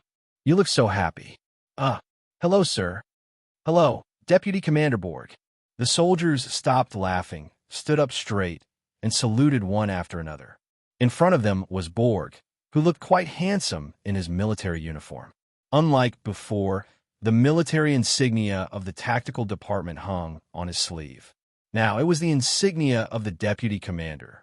Borg looked at the soldiers who called out his name and hesitated for a moment. Are you from the 1st Army? Yes, Deputy Commander. We're second-class soldiers of the 3rd Swordsman Brigade. The soldiers didn't dare to neglect and reported loudly. Oh, Borg nodded and then asked casually, by the way, what were you talking about just now? The soldiers looked at each other and hesitated. They didn't know the relationship between Borg and Tang In, but they knew that Tang In had crushed Borg's uncle, Bullet's leg in front of the tactical department. In the end, he had forced Bullet to commit suicide. While they hesitated, the soldiers who didn't know what had happened told them. Tang In. Borg muttered and looked at the soldiers with his hands behind his back. His expression was calm, and he didn't show any signs of anger. He nodded and waved his hand to let them leave. After the soldiers entered the barracks, Borg closed his eyes and took a deep breath. His left fist behind his back slowly relaxed. He shook his head and walked towards the east. This wasn't the City of Dawn. Naturally, there were soldiers on the winding roads. Other than those who were patrolling, the rest of the soldiers greeted Borg with a military salute when they saw him. However, Borg seemed to be in a daze. He walked past them as if he didn't see them. Tang In. He muttered in his heart again. Borg frowned. His expression was complicated. Hatred, depression, bitterness, and so on flashed across his face. As a former noble, Borg had pride in his heart. Even though he had fallen into the Grey Coat Army, this pride didn't disappear. In fact, it grew because of the disparity between his companions. In fact, he had the right to be arrogant. Whether it was in the circle of nobles or among the children of the same age as the ministers of the Grey Coat Army, he was a dazzling existence. When he first joined, he relied on his good tactical skills to act as the commander of a team of hundreds of people. He also won a few small-scale battles. Later, when he was under the command of old Marshal Omeng, he was even more aggressive. He was praised repeatedly, and his tactics were adopted several times. Finally, he was placed in the combat unit to receive the position of deputy commander. The position of deputy commander was naturally not low. Moreover, it was in the army. However, even so, everyone knew in their hearts that this kind of person who was directly put down from Omeng's side would definitely have a bright future. It could be said that Borg's great future was slowly unfolding. However, when he thought of Tang in strength, needless to say, Borg himself had also given up. He definitely couldn't compare to him. Josiah? All right, it seemed that the other party's chances were slightly higher than his. Deputy commander. The gray space was a regimental establishment. Tang and was naturally the commander. This F***Kerr was suppressing him again. F***CK. F***CK. F***CK. Even though Borg had some dignity and shrewdness after constantly experiencing the battlefield, he still almost couldn't help but spit out a mouthful of blood. He couldn't compare to anything. How could he play like this? Borg. Hold it in, Borg. Hold it in. This is only temporary. The military rank will suppress him. Josiah will also be yours. Tang and will also be humiliated and killed by you. Borg. The raised tone finally pulled Borg out of his own world. When he looked up, his face was distorted and his eyes were blank. This overflowing murderous look made the person who greeted him slightly stunned. The hand that was about to reach out to him stopped in midair. Oh, third uncle. When Borg came back to his senses, he recognized that the person in front of him was his third uncle who had just returned, which was Enoch. He quickly took a step back and bowed slightly. Well, Borg, long time no see. After a pause, Enoch put away his stunned expression and took the opportunity to put his hand on Borg's shoulder. He smiled and said, Hee, I've heard all about it. You're really amazing. You've even become the deputy commander. Well, Big Brother and I are both old. The future of the family depends on you. Third uncle, you're exaggerating. Borg has only achieved a little. He really can't compare to you. I'm not exaggerating. As if he remembered something, Enoch's expression was a little bleak. He immediately hid it and said, By the way, just now are you okay? Oh, I just remembered something unhappy. But it's okay. I can handle it. Borg shook his head and showed a confident look. That's good. Let's go. I've just returned, and I'm going to see Big Brother. Come with me. Borg was slightly stunned. At this moment, he realized that he was already in front of his father Bosco's tent. Enoch pulled him in and opened the curtain. You're here. Borg? The layout of the tent was very simple. Bosco was sitting at the table and holding a simple pottery bowl while drinking tea. When he saw Borg behind Enoch, he raised his eyebrows and was a little surprised. Father. Borg bowed, slightly respectfully. Enoch greeted his big brother and then pulled Borg to sit on both sides. He explained, I met Borg outside just now, so I brought him in. Big brother, Borg has grown up and is completely capable of standing on his own.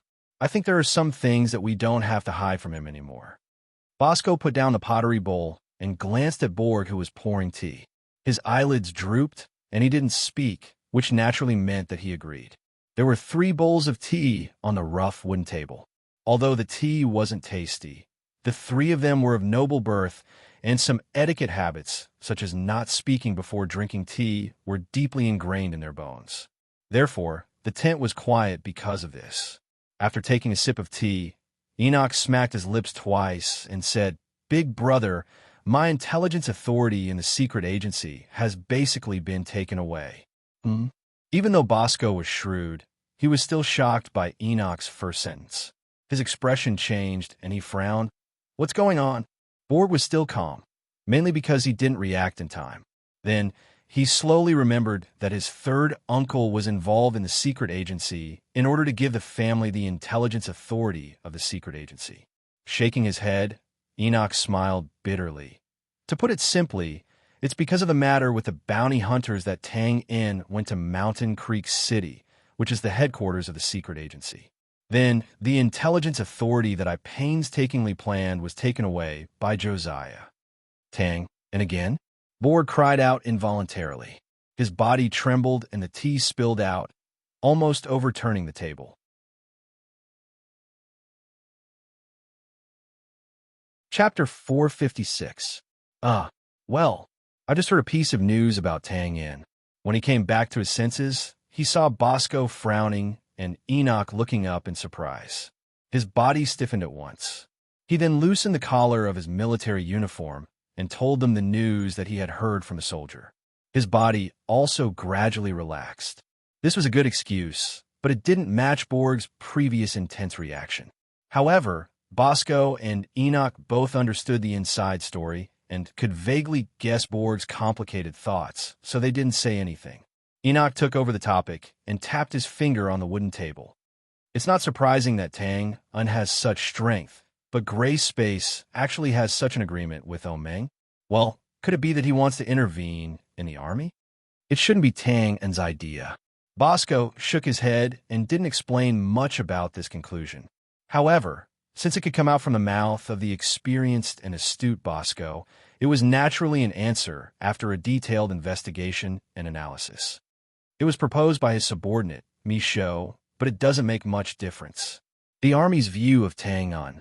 After a pause, he suddenly looked up and said to Borg, "Well, Borg, you know best about this point. Tell me more." Borg was stunned for a moment, and then he was delighted and straightened his body a little.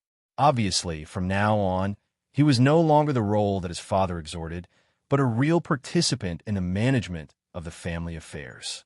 He didn't dare to neglect and pondered for a moment. Previously, the army's impression of Tang Un was both positive and negative. Well, it should be more negative because Tang Un stole a lot of the limelight that originally belonged to the army. However, after participating in the simulated war in Gray Space, this impression was completely reversed. Borg shook his head slightly. Although he was a little worried, he tried to be objective and said, "The army, in the end, is still a place where strength and achievements matter.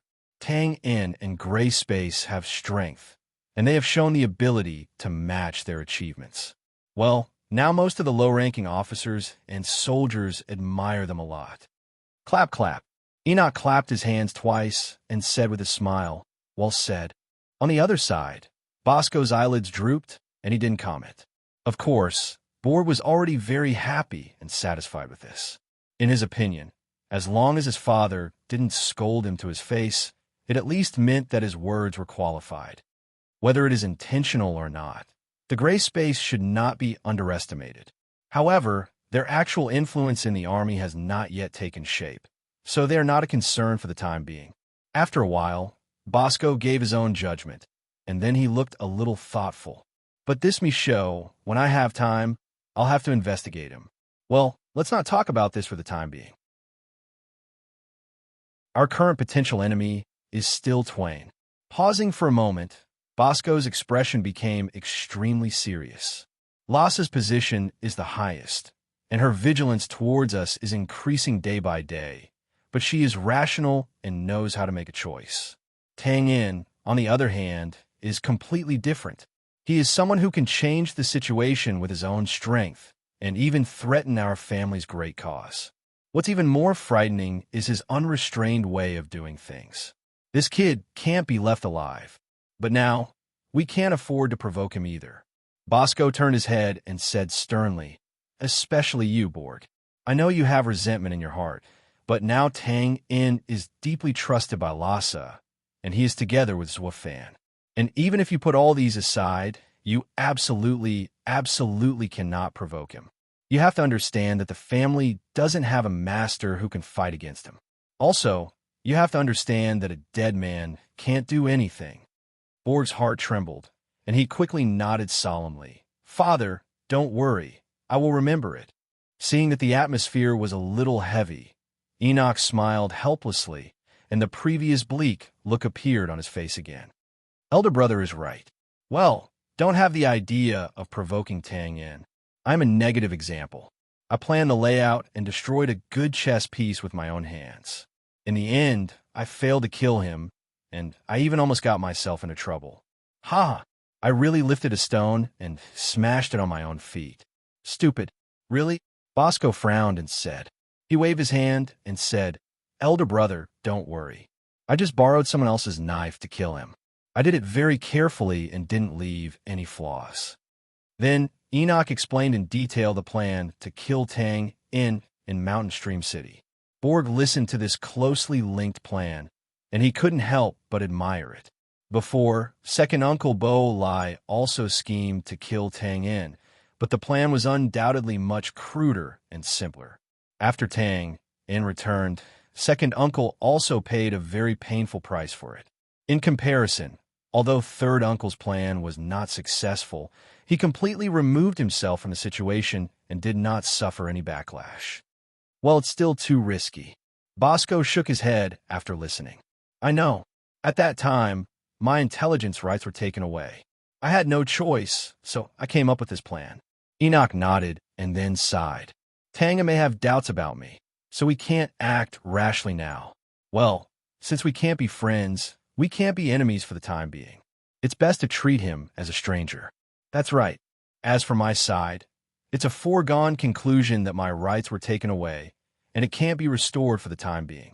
But as long as Tang doesn't continue to be with Josiah, I have confidence that I can get my rights back. Clenching his fist, Enoch looked very confident. Then he raised his head slightly, as if he thought of something, and asked, I'm more concerned about the impact of this negotiation on our family. Elder brother, do you know Losha's attitude? Borg, who was standing at the side, was invigorated when he heard that. He hurriedly looked at Bosco. This was a matter of the family's fate, and now he was finally qualified to participate. Although he might not be able to express any opinions, it was still a big improvement. There will definitely be an impact.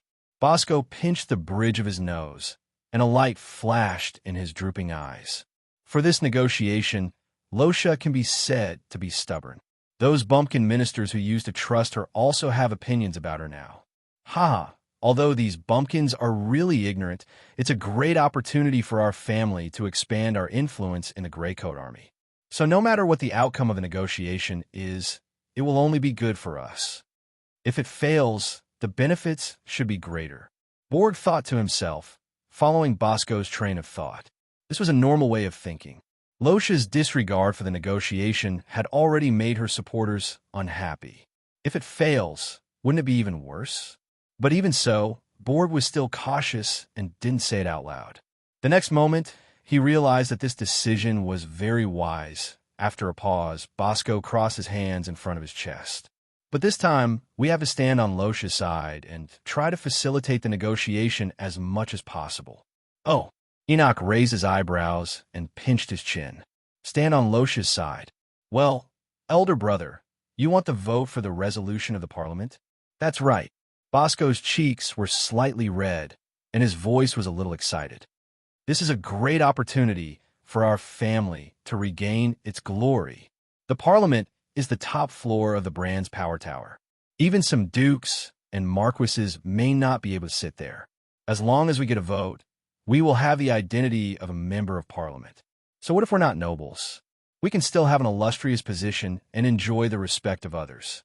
These words were said quickly, like the drums on the battlefield, with a strange rhythm. Enoch and Borg's eyes were shining, and they were obviously a little excited. But disbanding the army, this is not possible. Enoch's shrewdness was as deep as his gloomy face. After the excitement, he quickly recovered and asked a question. Yes, everyone knows it's not possible, including the nobles who came to negotiate and the second prince in the capital. Bosco's face returned to calmness, and his old eyes narrowed. But since they came, they naturally can't go back empty-handed. Wait, they will come up with a feasible proposal. When the time comes, as long as Losha agrees, our job is to persuade those ignorant bumpkins. Oh, our position in the Greycoat Army is already important, and with this leverage, I don't believe that Losha won't give us a vote. Speaking of this, Bosco's mood was obviously better. Besides, if he doesn't give it to us, who else can he give it to? Those bumpkins? Haha, I really doubt if they can understand the complicated parliament document. Haha, brother, you are right. Father, you are wise.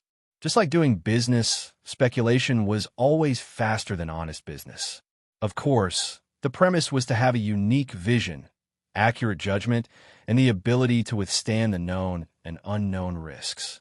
It had to be said that Bosco's vision was very good. Although leading the whole family to join the Gray Coat Army was a last resort, it was definitely not his only choice at that time. He made a judgment and then followed the Gray Coat Army to face dozens of sieges, big and small. During the period, there were many disasters, but in the end, they survived. Now, it turned out that his choice was correct, so naturally, he should enjoy the fruits of speculation. Not only that, what happened next once again proved that Bosco's prediction was correct. The noble negotiation team rested for a full day and a half in the Brand's barracks before they recovered. After that, it was unknown whether it was because they received orders, or because the front line was tense, or because they really didn't want to continue to stay in this barren wilderness. As soon as they recovered, they immediately started the second negotiation with the Gray Coat Army. This time, Tangin didn't go to the negotiation. He would rather drink with Fry and the others. He wasn't interested in provoking these old guys again. But in his opinion, this kind of deadlock negotiation shouldn't be easy to come to a conclusion. But this time, Tangin miscalculated. After Ronald and the others entered the Gray Coat Army's main tent in the morning, they didn't come out for a whole day. In the evening, when both sides walked out exhausted, the negotiation ended just like that, and it was a success.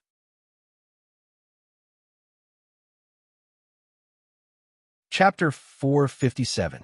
On a certain day, at the end of the 555 year of the Brand calendar, the old king of the Brand did not die, and the miracle of the god of light did not happen. The front line was on fire, and the northern wilderness did not break through the front line. It was a normal day. If there was something special about it, it was because the new year was approaching. The people of the other world were happy. After a year of hard work and a few months of preparation, they could finally have a slightly more comfortable new year. However, although this date was not known by the people of the continent and would not be known for a long time, it did not affect its status. Because history would remember this day. The dark moon was dim, and a few stars were hanging low. Under the black curtain that covered the sky, a few long and strange sounds could be heard from the distant mountains that were faintly visible in the distance. It was like a lonely old wolf howling at the moon. It was also like the howling of the cold wind. Just when the sky and earth were dark, there were a few flickering flames in the mountains. There was no need to elaborate on the weather in the north. It was unusually cold. But behind this leeward hill, a group of people gathered around the bonfire without any shelter, laughing happily from time to time. It was not only the burning bonfire that brought them warmth, but more importantly, the pot of red soup on the bonfire was delicious. Well, it's about time to eat. Damn, be more civilized. There's a lady here. Can you not be so loser? Can you? I'm talking to you, David. If you dare to fork 2 pieces of meat with a fork again, you can go away. Hissa. It was a refreshing sound. Boss, it's not that I want to do this, but your knife skills are not good enough. Those 2 pieces of meat are connected together. My knife skills are not good enough. Come on, let's fight one-on-one. Leave some for me. Damn, if you fight again, I'll flip the pot. Hey, Leader Luo Sha, how are you? He ignored him. Haha, save it, boss. Your trick is useless. Before he finished, a rather majestic female voice sounded. Haha, everyone is here. Oh, hot pot. Everyone stopped what they were doing and turned around in surprise. There was no one around except for their companions who were fighting for meat. When he turned his head again, he did not know whether to laugh or cry. Tang Yu, do you have to do this? That's right, boss is too wretched. Isn't it just a bit of meat? You're even using ventriloquism. Where's your integrity? Moral integrity? He had eaten it long ago. Yes, he replied straightforwardly, followed by a series of swallowing sounds. The lively quarrel and the vigorous looting continued until no more meat or vegetables came out of the red soup. Only then did the scene calm down. Tang In grabbed the last piece of vegetable and swallowed it with satisfaction. It tastes good.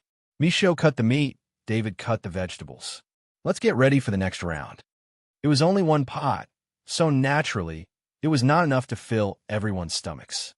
The reason why he asked David Michaud to be his assistants was because other than Tang Yin, there were also Joshua, Fry, and Taitan. These people got along with Tang Yin as friends, so David and Fry had to suffer. Tang Yin looked around. Everyone was staring at the bonfire in a daze, or looking at the pieces of meat in Michaud's hand. Their faces were blank, but their eyes were unfocused. Compared to the lively scene just now, the scene was a bit cold and cheerless. Tang Yin certainly knew the reason. He shook the wine jar in his hand at Fry, who was full of melancholy on the other side of the bonfire. Fry came back to his senses and raised the jar in his hand with a chuckle. "What's your plan?" This question came out of nowhere, but everyone present knew the meaning behind it. Fry wiped the wine stain on his mouth and pondered for a moment. His expression was complicated. "To be honest, I don't know. Well, how do I put it? I joined the army when I was a teenager. At that time, I was trying to make a living and not starve to death. After more than 10 years, I was lucky enough to climb out of the pile of corpses many times.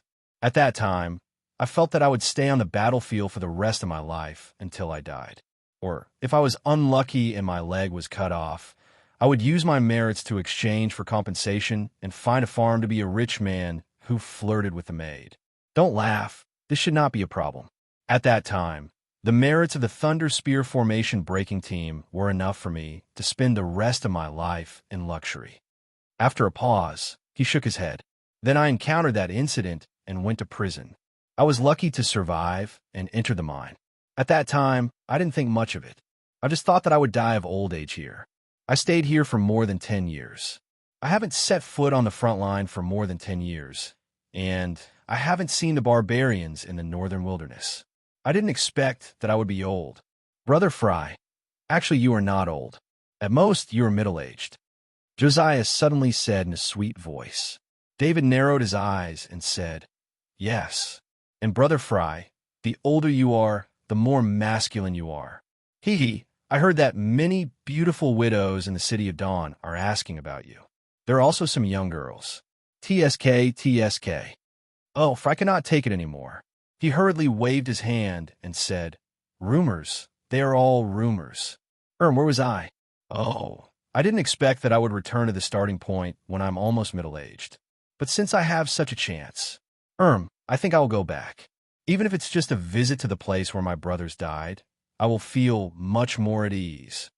My thoughts are the same as Brother Fry." Taitan clinked his wine jug with phrase and took a sip. Then he grinned and said, "But this time, I only hope to kill the barbarians again. Although I can bear to fight against the brand soldiers, I still feel uncomfortable. Chopping off the heads of the barbarians is more satisfying." Tang Yin raised his wine jug and said, "These words make me feel better. Come, cheers." "Cheers." Everyone shouted in agreement. They raised their jugs and gulped down the wine. Tang Yin exhaled and turned to look at Josiah, who was blushing. He asked, "So, the result of this negotiation is that the Gray Coat Army will send troops to the front line?" Josiah nodded and said, "There are some other things, but this is the most important. The first batch will be at least 30,000 soldiers." "Oh, they won't lose out. Only they can think of this." Tang Yin laughed noncommittally. He threw away the empty wine jug and watched it roll down the hill. It must have hit something along the way and shatter with a bang. That's right, this was the agreement between the aristocrats and Lhasa. The Gray Coat Army received a series of conditions and the 3 votes from the parliament. In return, they had to send 30,000 soldiers to the front line to fight against the northern wilderness tribes with the regular soldiers. It had to be said that this was indeed a very compromised proposal. It was impossible for the Gray Coat Army to disband. Everyone knew this. However, if they were sent to the battlefield, it would be killing 2 birds with 1 stone. The aristocrats would not have to worry about the unstable explosive crystals behind them. They could also increase the combat power of the front line. It was a good plan. As for the Gray Coat Army, even if they were sent to the battlefield, their ownership would not change. They would still be part of the Gray Coat Army. Moreover, since they had accepted so many benefits from the brand, they had to give something in return. Moreover, They had to deal with the barbarians who abused the civilians. There was no reason to reject this. They hit it off. Tang, what are your plans? Fry asked casually as he picked up the wine jug and removed the seal. Me? Tang raised his eyebrows and narrowed his eyes. Go, of course I'm going. Fry was a little surprised by his straightforwardness. Why are you going? Sipping the wine and smacking his lips, Tang answered casually. There's someone I don't like on the front line. I'm going to kill him and come back. Oh, the hot pot is almost ready. And let me try it. Looking at the boiling red soup, Tang quickly stabbed a piece of meat with his fork and put it in his mouth. He chewed a few times and handed over the fork again. It's not ready yet. Let me try it again. It's not enough.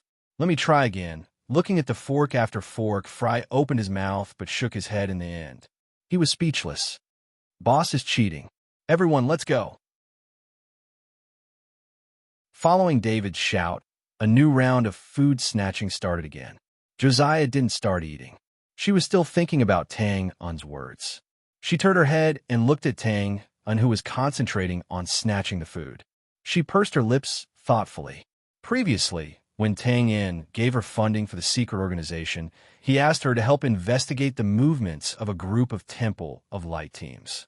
In the end, that group of people went to the front line. Coupled with Tang's previous statement that he had an enemy who was from the Temple of Light, everything came to light.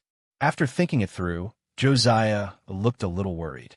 For a long time, she had believed in Tang's strength and even worshipped him blindly. Previously, when the secret organization was in trouble, the first thing she thought of was Tang. When she saw him in front of her, her heart suddenly calmed down. But the Temple of Light, such a behemoth, would become an enemy. Just thinking about it made her feel powerless. What about Yemo? It was amazing to be able to touch the threshold of void level, but in the end, he was still chased around like a dog. Tang didn't see the change in Josiah's expression. Seeing that she didn't eat with her fork, he asked curiously, losing weight. Oh no, I'm full just now. Oh. Without suspecting anything, Tang turned his head and stared at the hot pot again. From time to time, he quickly reached out with his fork. Soon, the red soup was still boiling, but the pot of meat and vegetables had been wiped clean. Only Titan was still using his fork to poke at it, looking unwilling to give up.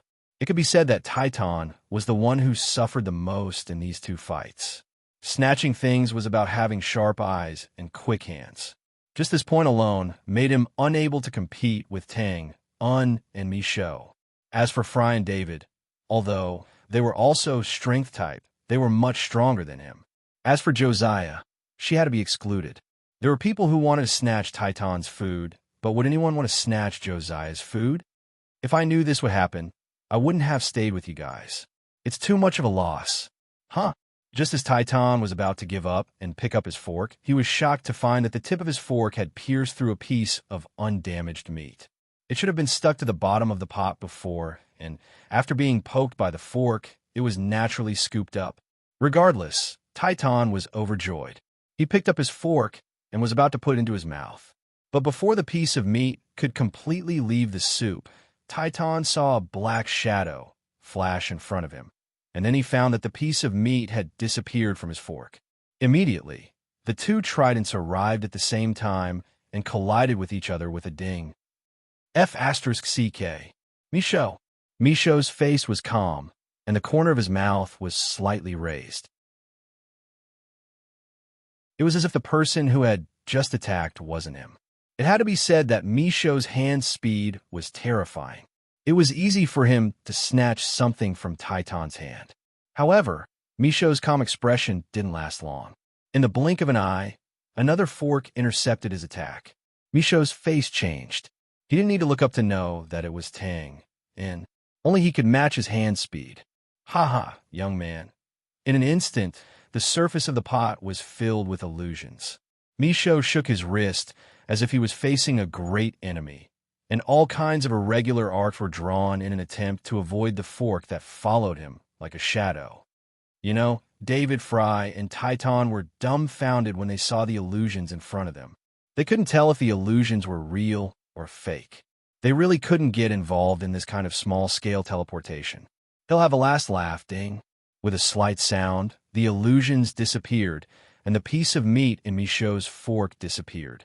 Tangen's fork accurately pierced the piece of meat just as it fell into the soup. That's what I call a smile. Tang and blinked his eyes and looked at the empty fork in front of him. Then he looked at the white gleam on the surface of the pot, and the piece of meat was embedded in the middle like an amber. He roared in despair. Joe, yeah, you can't do this.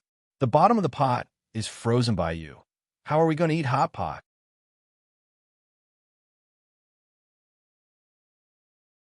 Chapter 458. With the agreement reached, the long-lasting standoff finally came to an end. The next day, more than 100,000 regular soldiers quickly withdrew from the 100,000 mountains. It was important to note that these troops were not retreating to the rear. Instead, they were retreating to the front line in the north. Obviously, without the support of the reserve troops at the rear, the battle there had become even more tense. The Greycoat army set off half a day later, but they were heading to the City of Dawn. Although they had reached an agreement, they were not in a hurry. They could wait until the new year in 3 days. Then, the first batch of 30,000 soldiers would officially set off to the front line. Hurriedly, the 80,000 Greycoat army finally returned to the City of Dawn on the evening before the new year. Rosa did not delay. He immediately posted the results of the negotiation to the entire city. There was no need to elaborate on the complicated conditions. However, the last few paragraphs expressed the thoughts of most of the Greycoat army citizens. The first sentence of the second chapter of the Divine Light Doctrine is that everyone is a citizen of God. My understanding of this sentence is that since everyone is a citizen of God, just like how we have 3 or 4 children, their status must be equal. The number of candies they receive should also be fair. Unfortunately, what we saw, heard, and felt before was not so. Therefore, we chose to stand up and gather together to fight for the past few decades. During this period, we have faced more than one desperate situation. We have also lost our family, friends, and like-minded companions. However, we know and firmly believe that freedom, fairness, and justice will eventually come. The waiting time is always long. However, what will come will never be stopped. Just like the rising sun, the first ray of light will always pierce through the darkness. We are proud that we are the first ray of light. Fortunately, we did not let those who were waiting for us wait for too long. Now, from this moment onwards, our names will no longer appear in front of the world as rebels and bandits. We will no longer see swords, spears, and axes. We will no longer be homeless and homeless. Therefore, please proudly raise your noble heads, raise your hands, and cheer. We have won. We have won. We have won. We have won. That night, the City of Dawn became a city that never slept. Crowds of people gathered in front of the gate. Although their faces were different, their ecstatic expressions were the same. Waves of cheers resounded throughout the city, shaking the mountains and echoing in the universe. It should be said that Rosa's previous judgment was correct. Civilians were different from soldiers. When soldiers picked up their weapons, other than protecting their homes, they should also have the ambition to kill the enemy and gain merit. What the people wanted was a relatively fair and peaceful life. That's right, everyone knew that this kind of life required iron and blood, but they had seen too much slaughter, too much blood, too much. The next morning, on the first day of the new year, the newspapers and Brand published similar content. However, the tone was naturally different.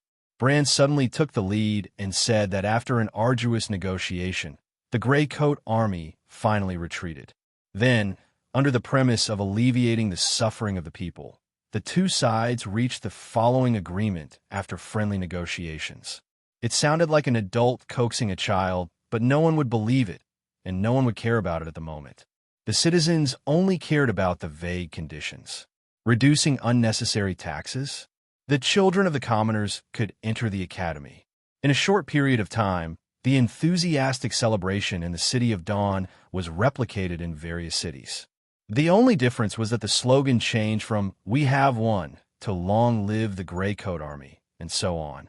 The officials from the publicity department, who had worked hard to choose their words to highlight the achievements of the brand, were furious.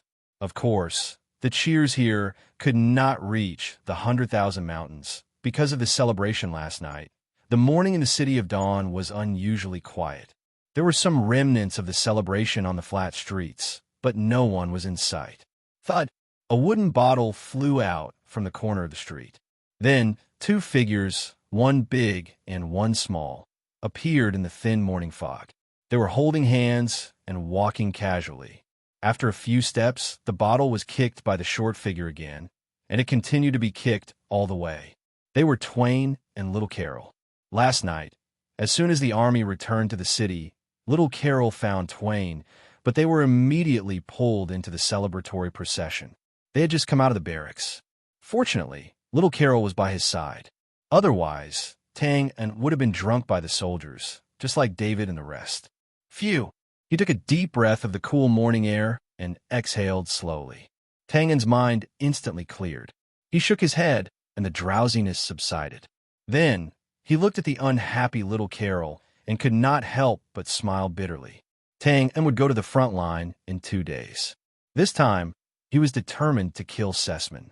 Naturally, he could not bring Little Carol along. Furthermore, Little Carol was very dependent on him. They had just met, but they had to separate. Of course, Little Carol was unhappy. Stepping on the wooden bottle, Tang rubbed his nose. Well, Little Carol, Brother Tang promises you that he will be back soon. Is that okay? No, she replied in a muffled voice. Little Carol pursed her lips and looked up. I want to go with you.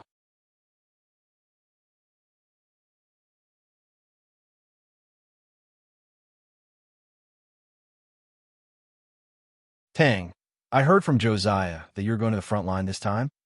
Although it was Rosa who suggested taking a walk, they did not talk about any formal topics after walking down the street. Finally, after teasing Little Carol for a while, Rosa turned his head and asked. Tang nodded and said, Yes, there are some things I need to settle.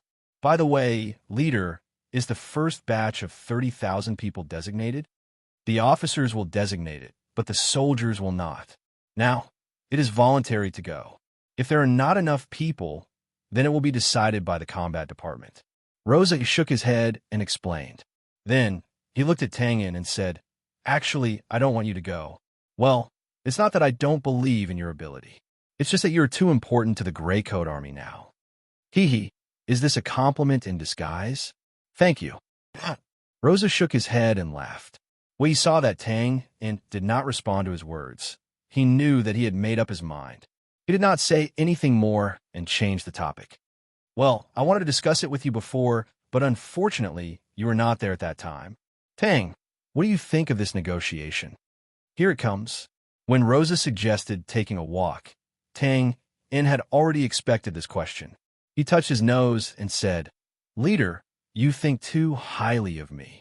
This is a question that can only be answered with time and results. You don't know either? Well, or you don't think highly of it. Rosa looked a little disappointed. Please, I'm just a transmigrator, not a reincarnator. After complaining, Tang shook his head and said, It's not that I think highly of it or not.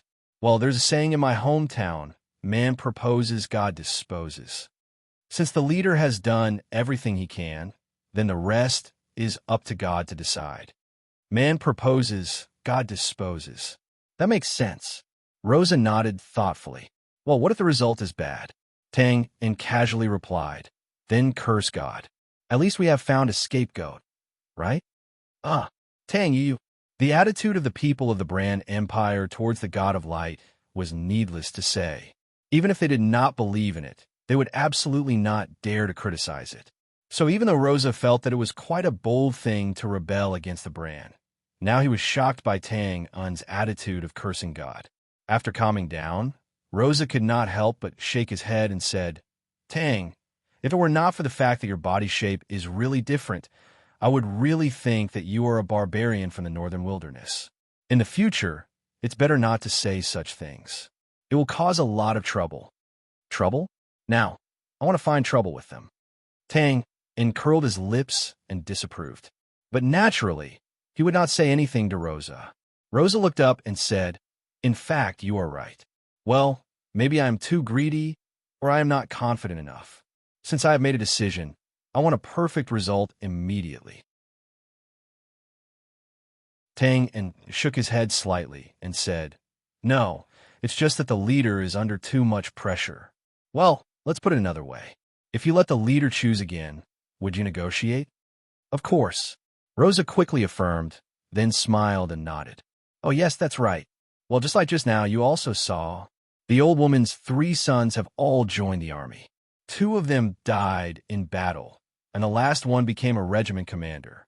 During the confrontation before, he secretly led the troops out of the camp to eliminate 3 brigades of brand soldiers. As a result, I ordered him to be beheaded. At that time, I did not regret it. But when I saw the old woman just now, I suddenly regretted it.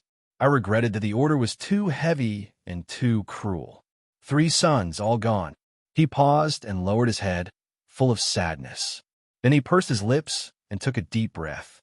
"But if I would go back to that time, I believe that I would still give the same order." Tang nodded silently, indicating that he understood.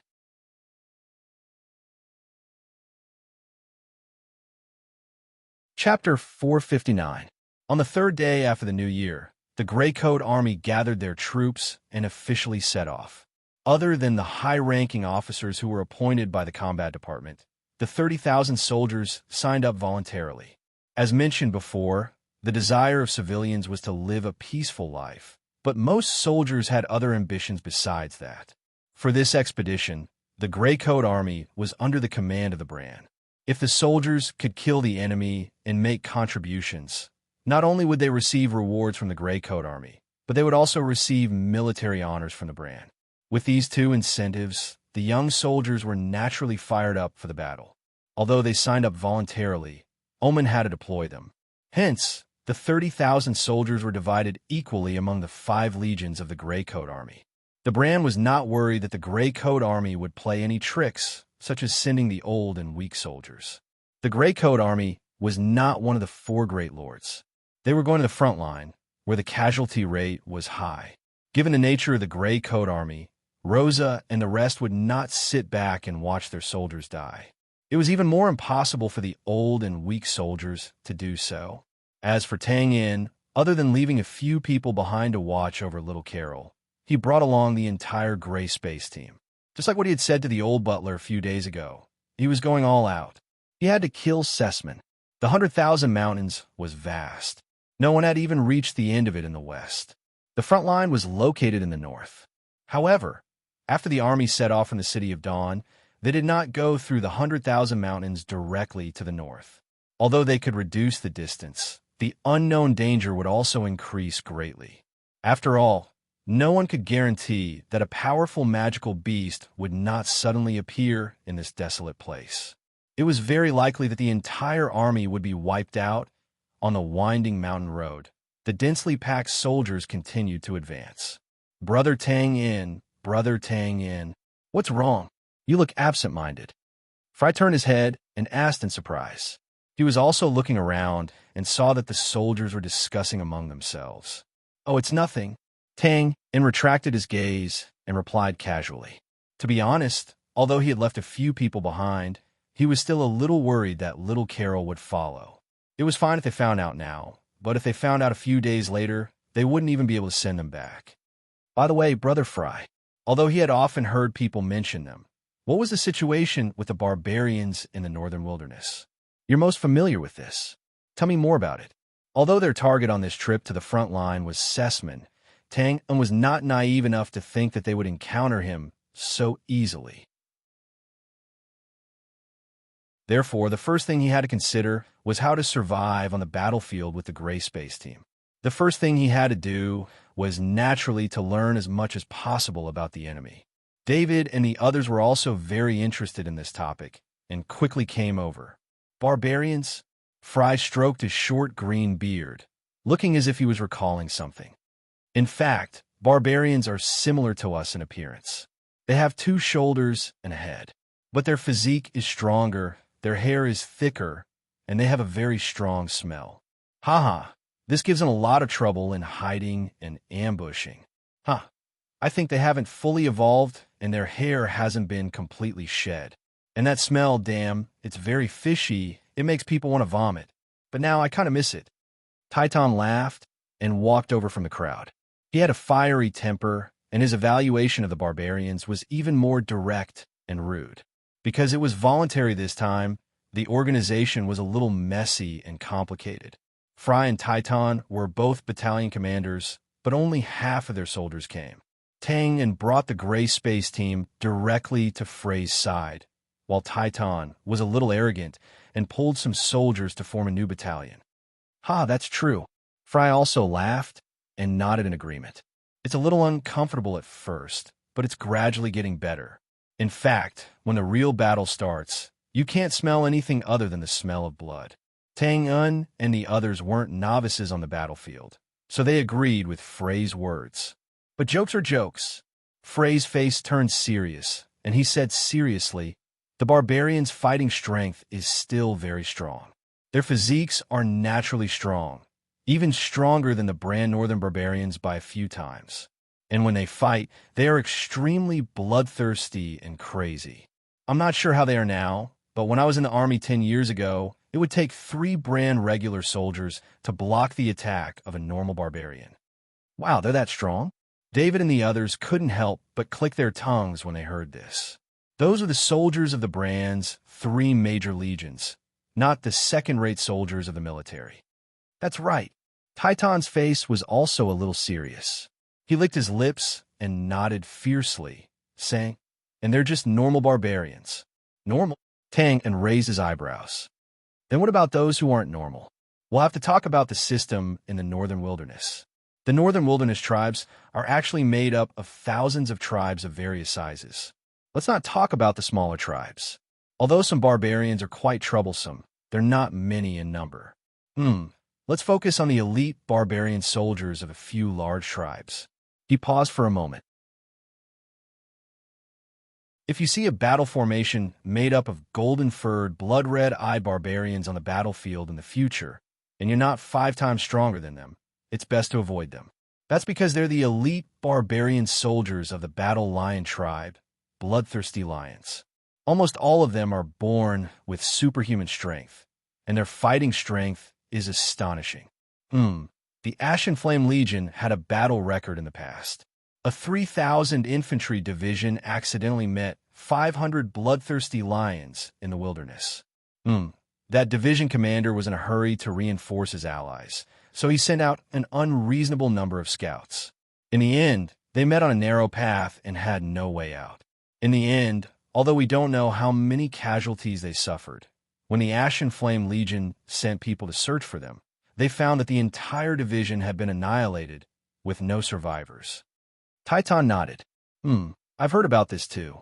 It seems that a deputy general was defeated because of this and had to stand guard at the armory with a spear. Fry continued. There are also 2 types of barbarian soldiers that are more troublesome to deal with. One is the aerial soldiers of the Northern Wilderness, called the Falcon Air Cavalry. They're the elite barbarian soldiers of the Wild Eagle tribe. Their main purpose is to train a large eagle as a mount. It can carry people over short distances, ignoring obstacles like city walls and diving attacks. The other is the Serpentis Guard of the Hidden Snake tribe. The barbarians of this tribe are generally skinny and weak, but because of this, they're best at gathering intelligence and assassinating. Over the years, many brand officers died under their scimitars. David smacked his lips. TSK, that Serpentis Guard sound a bit like our Gray Space. Falcon Air Cavalry, Serpentis Guard. Tang Yin nodded thoughtfully. Thanks to Sessman, he had seen these 2 types of soldiers in the Northern Wilderness. Finally, Fry suddenly raised his index finger, his face unprecedentedly serious. If, and I'm just saying if, these barbarian soldiers are rare. If you see a group of barbarian cavalry riding giant green-armored wolves, holding long spears and carrying dozens of short spears on their backs, it's best to immediately hide. If you can't hide in time, then set up a defensive formation with shields. Remember, don't turn around and run, because they'll definitely attack. If you defend, you might have a chance to survive. Maybe they're just passing by and don't have any intention of attacking. Tang, David, and the others were a bit stunned. Frey's courage didn't need to be mentioned. Just based on his Thunder Spear formation breaking team's record of being the first to attack the enemy's camp in every battle, they knew that he was definitely someone who would risk his life in battle. But now, from what he said, it seemed that he didn't even have any intention of attacking. This shocked them greatly. Ahem! On the side, Titan cleared his throat twice, his face a bit unsightly. Fry is right. That's the Wilderness Wolf Cavalry, the elite troop of the Heavenly Wolf Tribe. The Heavenly Wolf Tribe is the royal family of the Northern Wilderness, and a large part of the reason why they can suppress the other tribes is because of these invincible Wilderness Wolf Cavalry. The Wilderness Wolf Cavalry. Invincible. Could it be that they've never been defeated? David asked in surprise. Of course that's impossible. Frey's relaxed expression returned, and he chuckled. As far as I know, these Wilderness Wolf Cavalry appeared many years ago. But at that time, although they were powerful, they didn't have the reputation of being invincible. Naturally, it was inevitable that they would suffer losses. But about 20 or 30 years ago, these Wilderness Wolf Cavalry suddenly rose up. They defeated every enemy they met, and they won every battle. Very quickly, they made a name for themselves. Except for losing to Army God Z 20 years ago, they have never been defeated. Defeated once every few decades. That's amazing? That's how amazing they are. Fred shook his head and laughed. Actually, there are some rumors saying that the reason why the Wilderness Wolf Riders are so powerful is because they have a new leader. I think he's called Danica or something. Well, it's just hearsay. There's no proof.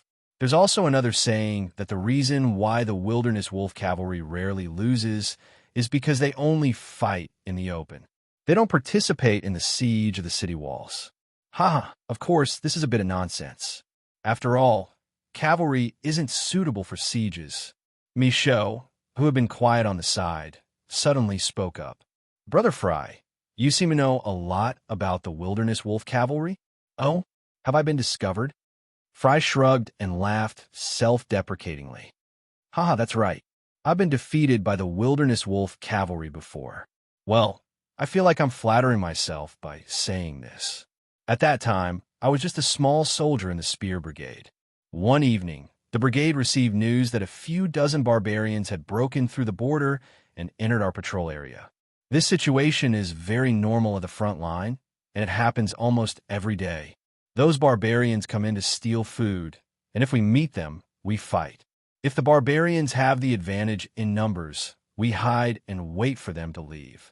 That day, the news said that there were only a few dozen barbarians, so our brigade of more than 100 people went out to patrol. In the end, we met the barbarians outside a farm. Well, the number is correct, about 20 barbarians, but they were all riding wolves. Before we could get close, we were discovered by the beasts. The next thing I heard was a wolf's howl, and my companions were continuously thrown short spears that pierced through their bodies.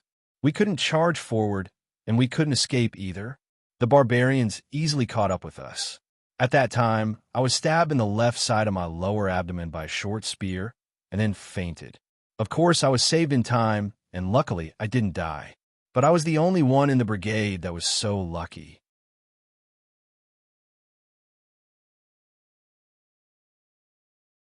Chapter 460. A troop of 30,000 people was not small. As they walked along the winding mountain road, they looked like a long chain from afar. Perhaps it was because they had not yet left the 100,000 mountains. The soldiers were chatting in low voices. Most of the topics were about the front line, glory, barbarians, and so on.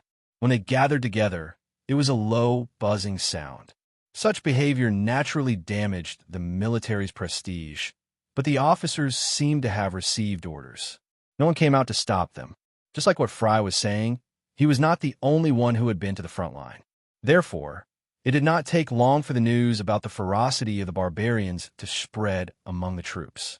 And this was the intention of the senior officers in the army. Although the Gray Coat Army had been fighting for many years, and some of the veterans had even been in the army for more than 10 years, they had only fought against the Bran soldiers. They had no experience fighting against the barbarians of the northern wilderness. The barbarians of the Bran were naturally different from the second-rate Bran soldiers. Therefore, it was necessary to let the soldiers know the true nature of the barbarians. Of course, it was inevitable that word of mouth would be biased. The senior officers in the army naturally had a response to this. There was still a long way to the front line, so they had time to organize the information about the barbarians and slowly pass it to the soldiers. As for now, it was just laying the groundwork. Brother Fry, according to what you said, we have no chance of winning at the front line this time. David scratched his head with a gloomy face. After Fry told them about the terror of the barbarians of the northern wilderness and the other elite soldiers, Tang In and the others were shocked. To be honest, although they had never looked down on the barbarians of the northern wilderness and knew that the neighbors of the Bran were not good people, it was also a fact that the northern wilderness had not broken through the Bran's front line after so many years. This inevitably made people think that the barbarians of the northern wilderness were not that different from the Bran soldiers. But now, Fry told them that the barbarians were not that simple. Of course not. Fry shook his head and waved his hand to explain. The barbarians have their advantages. We naturally have our strengths. Barbarians had strong physiques and developed limbs, which gave them an absolute advantage in close combat. But we have nimble hands and intelligent brains, so we have alchemy, Mjolnir, large-scale seed crossbows, and so on. He paused for a moment before continuing. An ordinary barbarian can defeat 3 regular Bran soldiers, and a single attack from Mjolnir can destroy nearly 100 barbarians. As long as we are good at using military equipment, the barbarians aren't that scary. Oh, David heaved a sigh of relief as if a heavy burden had been lifted from his shoulders. He didn't think that he couldn't defeat the barbarians, but it was undoubtedly better to have an easy way to deal with them. However, Tangan didn't relax so quickly. He raised his eyebrows and asked, Brother Fry, you were talking about defending the city, right? What if we bump into each other in the wilderness? In the wild, unless you have Mjolnir of Mjolnir with you, it will only be a bitter battle. Fry shook his head and said, When I was in the army, the Blank's army actually won against the barbarians very few times in the wilderness. 1 or 2 barbarians might not be a big deal, but when thousands of barbarians gather in a square formation and charge together on the plains, the momentum, well, it's really like the sky and earth are collapsing. People who haven't experienced it personally will never understand the horror. In fact, the Bran and the northern wilderness have been fighting for so many years. But the final result is that the barbarians retreated on their own after they realized that they couldn't get anything from the Bran.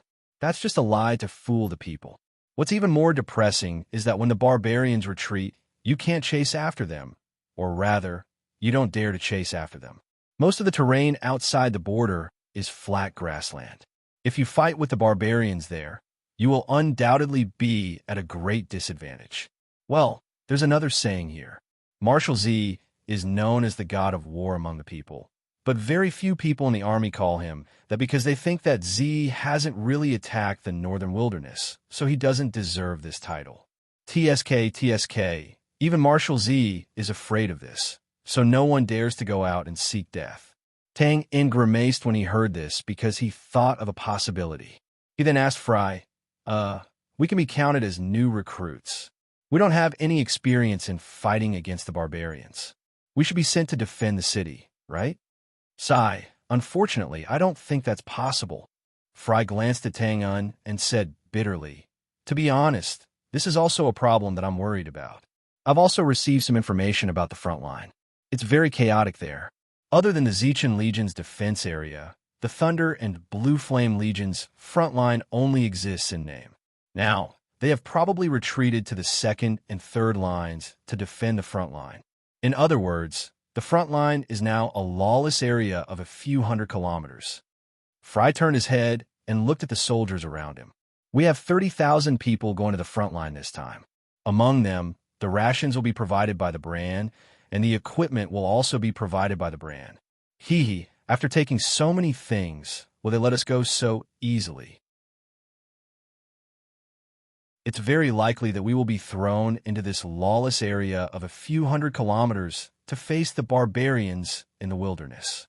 Well, in other words, we will most likely be used as cannon fodder. F***CK. The conflict between the Grey Coat Army and the Blanks Army had been going on for a long time. Over the years, many people from both sides had died. This was not a problem that could be solved with a paper agreement. Now that the Grey Coat Army was under the Brand's army in name, it was almost certain that they would be punished. But Brother Tang Yin, you don't have to worry too much. Fry comforted him. After all, we are here to support our allies. They won't dare to do too much. Also, we have a special liaison officer here to mediate between the two sides. Well, this should be able to contain some problems. The reason was right, and the words were right. However, the two words that were not very confident showed that Fry was not optimistic about the future. How dare they? If they dare to mess with me, I will beat them to death. David waved his fist, and there was a slight sound of wind breaking. Unlike Fry, David had been with the Grey Coat Army for many years. Naturally, he did not have a good impression of the Brand's army. Count me in. It's fine if they don't mess with us, but if they dare to play dirty, I don't mind sneaking over in the middle of the night and taking away their dog head. Fry and Titan looked at each other and couldn't help but smile bitterly when they saw David and the others suddenly become agitated. This was a very tricky situation. They could only hope that it would not happen when the time came. The journey for the next few days was still hurried. However, the officers were called for a meeting. Tang and also went. The person who presided over the meeting was not old Marshal Omeng. He was now in charge of the rear. This time, it was Daniel, who was the original commander of the First Army, who came over. The military meeting was quite military-like. It was simple and direct. There were two main things. First, everyone was given a stack of information about the barbarians in the northern wilderness. They were to bring it back to their subordinates and explain it. As for the second thing, it was a mandatory rule. All the soldiers of the Grey Coat Army were not to have any conflicts with the Brand soldiers. If there were any conflicts or provocations, they were to communicate directly with the liaison officer. From the rules that were specifically listed, Daniel and the others knew that this was a hidden danger and a tricky situation. Everyone knew that no matter where the soldiers were, there would never be a shortage of hot-tempered soldiers.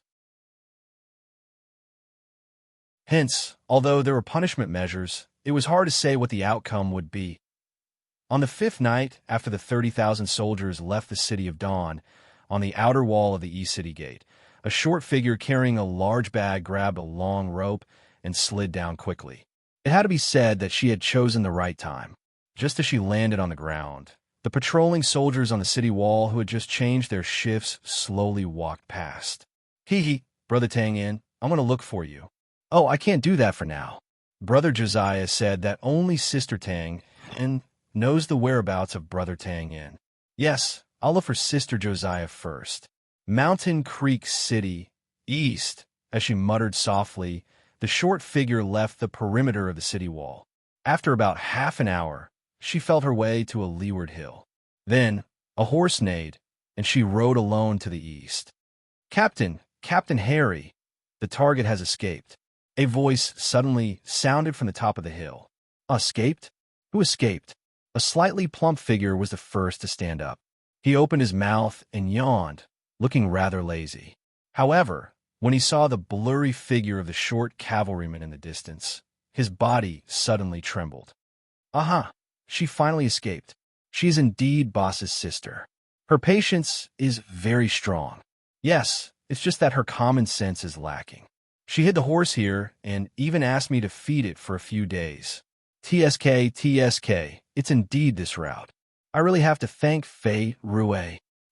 Boss Harry, you know her target? As long as she doesn't go to the front line. Yes, it's good to go out and relax. Let's go.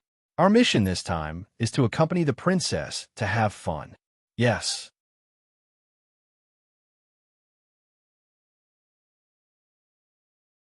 Chapter 461. The Brand's national announcement on the first day of a new year made the citizens ecstatic. After they looked away from the tempting conditions, Most of them had an unbelievable thought. The Bran nobles seemed to have compromised with the Grey Coat Army. In fact, from the newspaper's title of Grey Coat Army to the current Grey Coat Army, as well as the conditions that were obviously derived from the Grey Coat Army's mission, this thought should be confirmed without a doubt. However, the citizens still couldn't quite believe it. Originally, the nobles of the Bran hated the Grey Coat Army to the core. Over the past few decades, they had besieged and suppressed the Grey Coat Army nearly 100 times. But now, they had inexplicably compromised. It sounded more like a fairy tale. However, this doubt was quickly solved because a troop of 30,000 people officially appeared in their sight. They didn't have any standard armor, fine weapons, or the insignia of the army they belonged to. It was obvious that they weren't the regular Bran soldiers. Their armors were a little strange. Take one soldier, for example. He wore a steel helmet on his head, a brass breastplate on his upper body, and a large leaf chain armor knee pad on his lower body. It was scattered all over his body. Almost as many pieces of armor as there were parts of the armor, there were parts of different armors on him. And this was definitely not an exception. Almost everyone was the same. There were even more strange ones. The various armor parts on their bodies were printed with the insignia of the various Bran armies. It was really funny. And even without the armor, these people's weapons were a little funny. As everyone knew, the army was basically organized according to the weapons. Of course, this was not for the sake of looking neat, but for tactical needs. For example, the Greatsword Squad was good at attacking, the Spear Squad was good at blocking cavalry, and so on. It could be seen that the army in front of them was organized in this way, but the weapons inside were not standardized. For example, in a squad that looked like a greatsword, in addition to most of them holding two-handed greatswords, there were also some who held one-handed greatswords, some who held knight swords, and some who held sword-like weapons. It could be said that if it wasn't for the strict military discipline of this army and the solemn atmosphere of the Silent March, it could be said that this army was synonymous with a motley crew. However, no matter how funny the army looked, none of the citizens actually laughed. Because not long after, everyone remembered where they came from. They were the Grey Coat Army. Thinking about this, looking at the various armors and weapons, as well as the emaciated young soldiers, everyone had a different feeling. Such soldiers and such equipment were actually able to resist the Bran for dozens of years, and even turn the tables in one fell swoop. What an incredible battle record and spirit. After asking around, they learned that this army was heading to the front lines to fight against the barbarians in the northern wilderness. Everyone was excited. The Grey Coat Army traveled north. Almost every city they passed by was filled with cheers and applause from the citizens. This kind of treatment caused the eyes of many gray-clothed soldiers to turn red and tear up. After so many years, they could finally walk into Bran City with their heads held high and enjoy the glory that they deserved to the soldiers of the Grey Coat Army. This was definitely not as simple as a moment of emotion. When Rosa first decided to negotiate, it could be said that the biggest resistance and pressure did not come from the ministers, but from the soldiers in the army. This was also obvious. They had been fighting against the Bran for dozens of years, and their eyes were already red from the killing. Therefore, even though Meng and the other high-ranking military officers were suppressing them, they could only silently suppress their dissatisfaction. However, this kind of accumulated emotion was also the most worrisome. This was because all that was needed was a fuse, and this kind of suppressed emotion would explode exponentially, and it could very well cause a devastating effect. But now, when these soldiers heard the cheers of the citizens, they could not suppress the pride in their hearts. The pride in their hearts quickly rose, and it even surpassed the hatred they had for the Bran soldiers. Of course, this did not mean that they no longer hated the Bran soldiers. It was just that they had begun to realize that their previous battles were not just for the sake of killing, but for a more noble purpose, similar to the meaning of righteousness. This was a kind of transformation, and as they walked through one city after another, it formed a complete qualitative change. It was not an exaggeration to say that this was the biggest reward of the Grey Coat Army soldiers. This kind of change was invisible and intangible. and even the soldiers themselves did not notice it, let alone outsiders. However, Tang In vaguely felt this, but other than being impressed by Rose's good luck, he did not have any other thoughts. Accompanied by the cheers along the way, after more than 10 days, the 30,000 soldiers with high morale finally approached the front line. When they arrived, the atmosphere was obviously different. Along the way, there were almost no merchants or civilians passing by. There were only military supplies in a hurry, and scouts who were rushing back and forth to pass on information. Although there was no war scene in sight, the atmosphere was as heavy as water, and it was as if a storm was brewing. In the evening, the army was stopped by a large group of cavalry 10 miles away from a large city. "Brother Fry, what's the situation?" Seeing that Fry had returned from scouting, Tang In and the others went up to him and asked. "The cavalry did not allow us to enter the city." Fray's face was a little gloomy as he shook his head and answered, "Oh, why?" David was stunned when he heard this, and then he asked in surprise, "Weren't we able to enter many cities before? This is Vesa City." Seeing that everyone was a little confused, Fry continued to explain, "Vesa City is the most rear city in Brand's front line. So if there's a war, this is where the military supplies are stored." He paused for a moment, then continued, "Such an important military base naturally would not allow the army to enter casually. Well, actually, Blank's army can enter. General Daniel has already shown the Brand Military Supply Department certificate, and the cavalry only said that they wanted to go back and ask for instructions. However, we have waited for half an hour and still have not received a response." As soon as he finished speaking, everyone knew that something was wrong. Not to mention that they had all the military documents. They had caused a huge commotion along the way.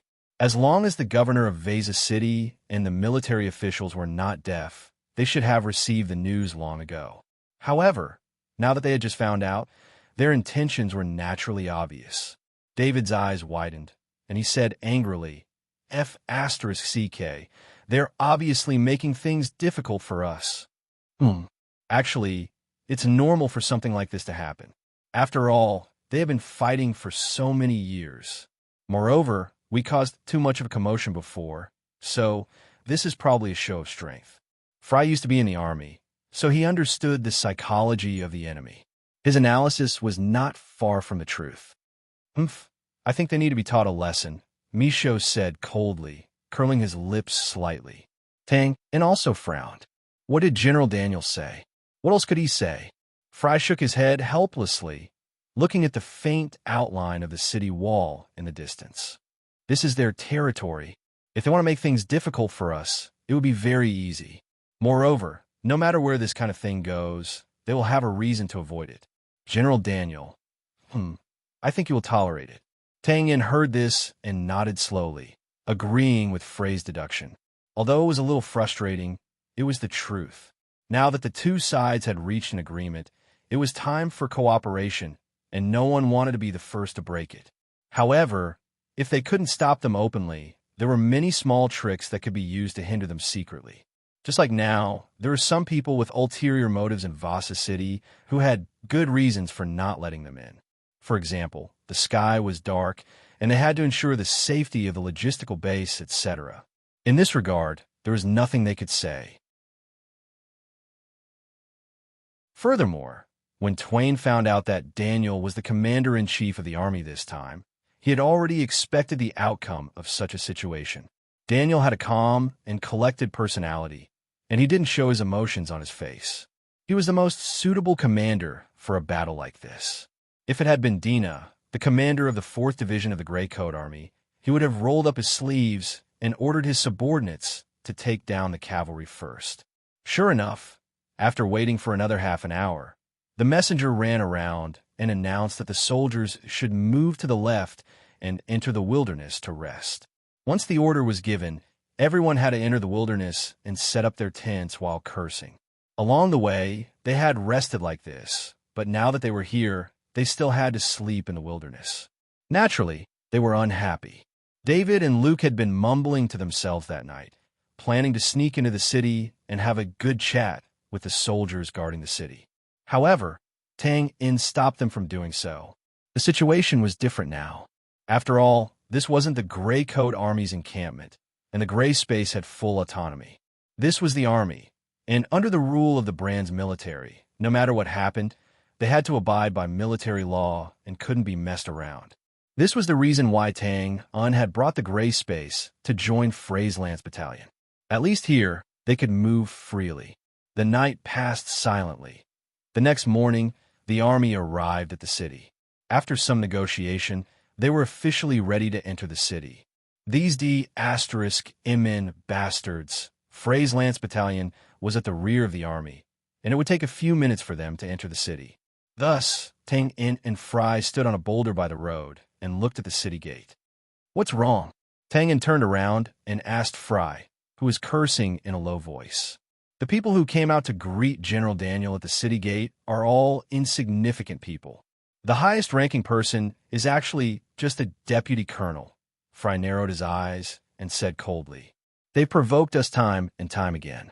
Do they really think we're made of mud?" Fry had been in the Brand's army for more than 10 years, so he was naturally familiar with the various military ranks.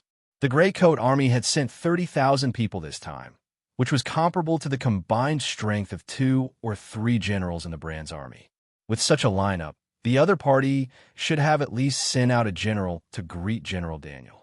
However, the highest-ranking person on the other side was only a deputy colonel, and a civilian at that. They didn't hide their contempt at all. Bang! F***CK, this is so F***king frustrating. David crushed a corner of the boulder with his foot and said gloomily, "How are we here to fight the barbarians? We're clearly here to be bullied. Let's go. Let's enter the city first." There should be a backup plan waiting for us. Tang and looked at the crowd in front of him and jumped down from the boulder. It was wartime now, so the city gate of Vesa City was naturally taken over by the army. Before they got close to the city gate, the Gray Coat Army soldiers could hear the mocking laughter coming from above the city wall. They looked up and saw groups of Brand soldiers pointing at them, shaking their heads and laughing from time to time. The soldiers at the city gate didn't do that, but their sideways glances were full of disdain and contempt. The Gray Coat Army soldiers' faces were solemn as they quietly walked through the city gate. A wave of suppressed anger was constantly gathering. When it was Tang In's turn, David walked outside with his chin slightly raised and his eyes slightly narrowed. He looked provocatively at a soldier holding a spear. The soldier was stunned for a moment, and then his anger surged. He tightened his grip on the spear and glared at David. David rolled his eyes and curled the corners of his mouth. He slowed down and continued to taunt. However, it was obvious that it wasn't only the Gray Coat Army that had instructions. The Blank's army must have also made a rule that they couldn't make the first move. Therefore, even though the soldier's body was trembling slightly and he was ready to pounce, he still held back and didn't attack. David sneered disdainfully. He withdrew his gaze with slight disappointment and followed Tang in front of him. Sigh. The new recruits these days have no courage at all. No wonder they were beaten up so badly by the barbarians. Another whisper came from the person behind David. His nickname was Skinny Monkey, and he was Frey's old friend. He was also familiar with Tang In and the others. They had all climbed out of the pit in the mine. He said this with confidence. After all, when he was in the army, these young soldiers in front of him were still learning how to hold a spear. Of course, although it was a whisper, it was still within the soldier's hearing range, just like David's sneer. The soldier's eyes instantly turned red. He took half a step forward and pressed down with the tip of his spear. However, he was instantly pulled back by someone who looked like a captain beside him. It was fine to scold someone, since there was no evidence. However, it was not allowed to make the first move. That would mean that he had to bear the responsibility.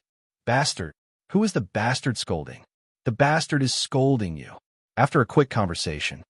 Oh, the veteran Skinny Monkey gave the soldier a thumbs up. His face was full of praise, and then he slowly followed David in front. After regaining their senses, the surrounding Gray Coat Army soldiers all sneered and looked at the guy who called himself a bastard. You mother asterisk cur die. Don't leave if you have the guts. Captain, don't pull me. Ah, in the small area of chaos, David looked back and saw the brand soldier being carried by the captain. His face was red, and his arms and legs were flailing wildly. Yo, brother Skinny Monkey, you're still the best. No, my skills are too weak. Skinny Monkey waved his hand modestly. In the past, our Thunder Spear formation breaking team had a guy called Cheap Bird. That guy's mouth. There was one time when we were in a bad situation and needed a breakout.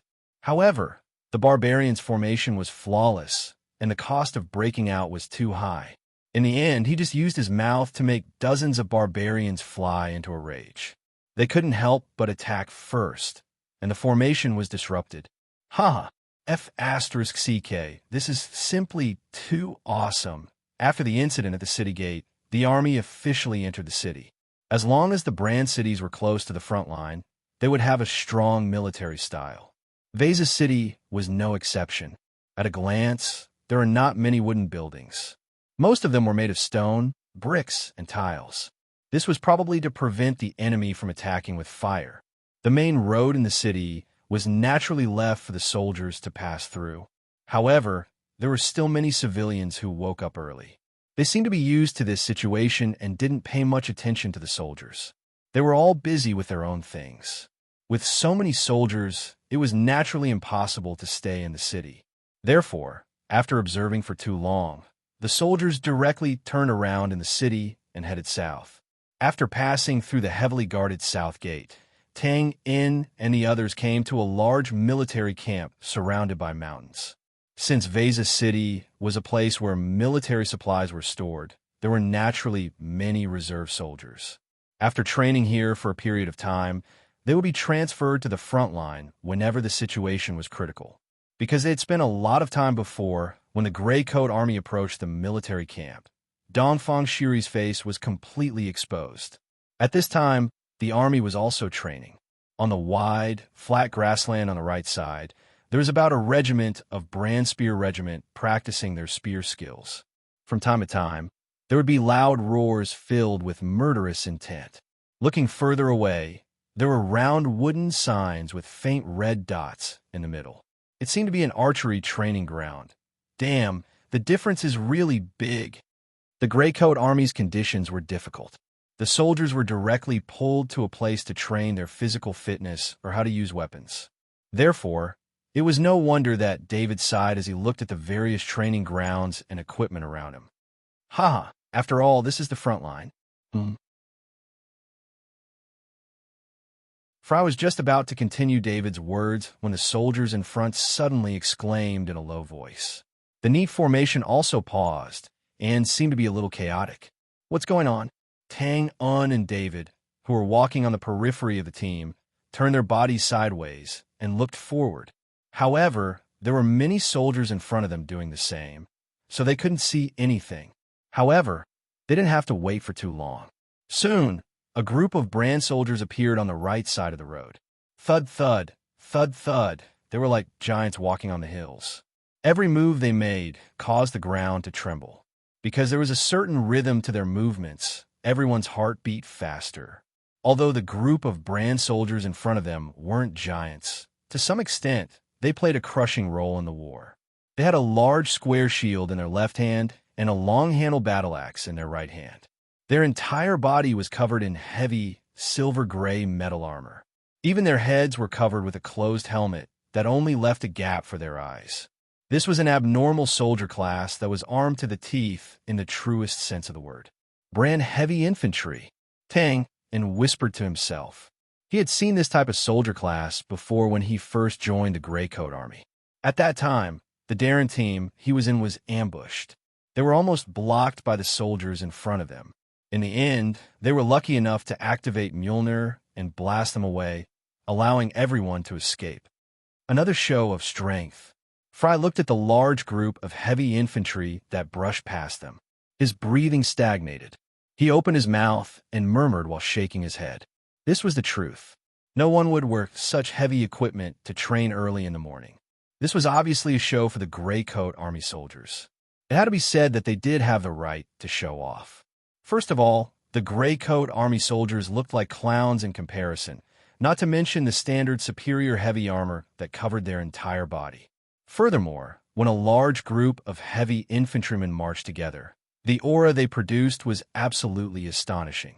Even if there were 30,000 soldiers around them, they would still be suppressed by this barbaric aura. Ah, damn it! Isn't it just a good turtle shell? What's there to show off about? Looking at the heavy infantry passing by, David spat fiercely and said with disdain. Of course, there was a hint of jealousy in his words.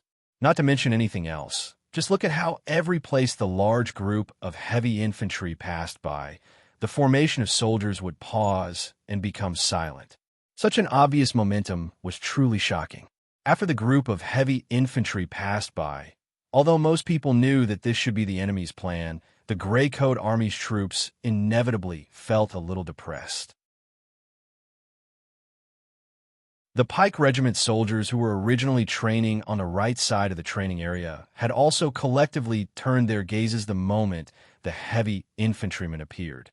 Across the iron fence, they pointed at them as if they were comparing with each other. From time to time, they would let out ear-piercing laughter. David and the others saw this, and their hearts surged with anger. But there was no good way to deal with it.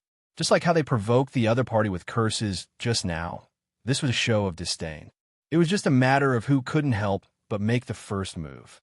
And just as the morale of the two sides was rising, another unforeseen event occurred. Whoosh! The bowstring vibrated, and the arrow whistled.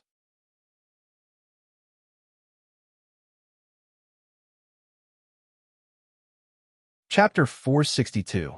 Whoosh! The arrow came from the right side of the training ground. Although there was some commotion around, Tang, Un, David, Misho, and the others suddenly turned their heads and locked on to the location and direction of the arrow. Fry and some of the veterans also reacted quickly and found the direction of the arrow. However, since they could hear the sound, it could only mean that the arrow was not far from them. As long as the arrow was not directly aimed at them, it was impossible to separate the crowd and rush up to intercept it. Tang In and the others did not make a move. They narrowed their eyes and watched the arrow pass through the iron fence of the training ground and shoot into the troops more than 10 meters in front of them. Then, the marching troops suddenly stopped and an uproar broke out. Damn it, they dare to attack us. Fuck, let's fight them. The soldiers at the back reacted a little slower. When they looked up, they saw that the arrow was shot into the troops. Seeing that there was some chaos in front of them, they thought that someone was injured. Suddenly, the crowd became angry and the sound of weapons being unsheathed rose one after another. Stop, don't be impulsive. Stop moving forward. Stay where you are and don't move without permission. The surrounding officers, such as Fry, shouted at the first moment to suppress the situation and calm down the restless soldiers. Tang narrowed his eyes and looked at several people running from a training ground. The corner of his mouth slightly twitched. Let's go and have a look. After that, he directly stepped out of the formation. David and the other members of the gray space heard this, and their faces turned cold.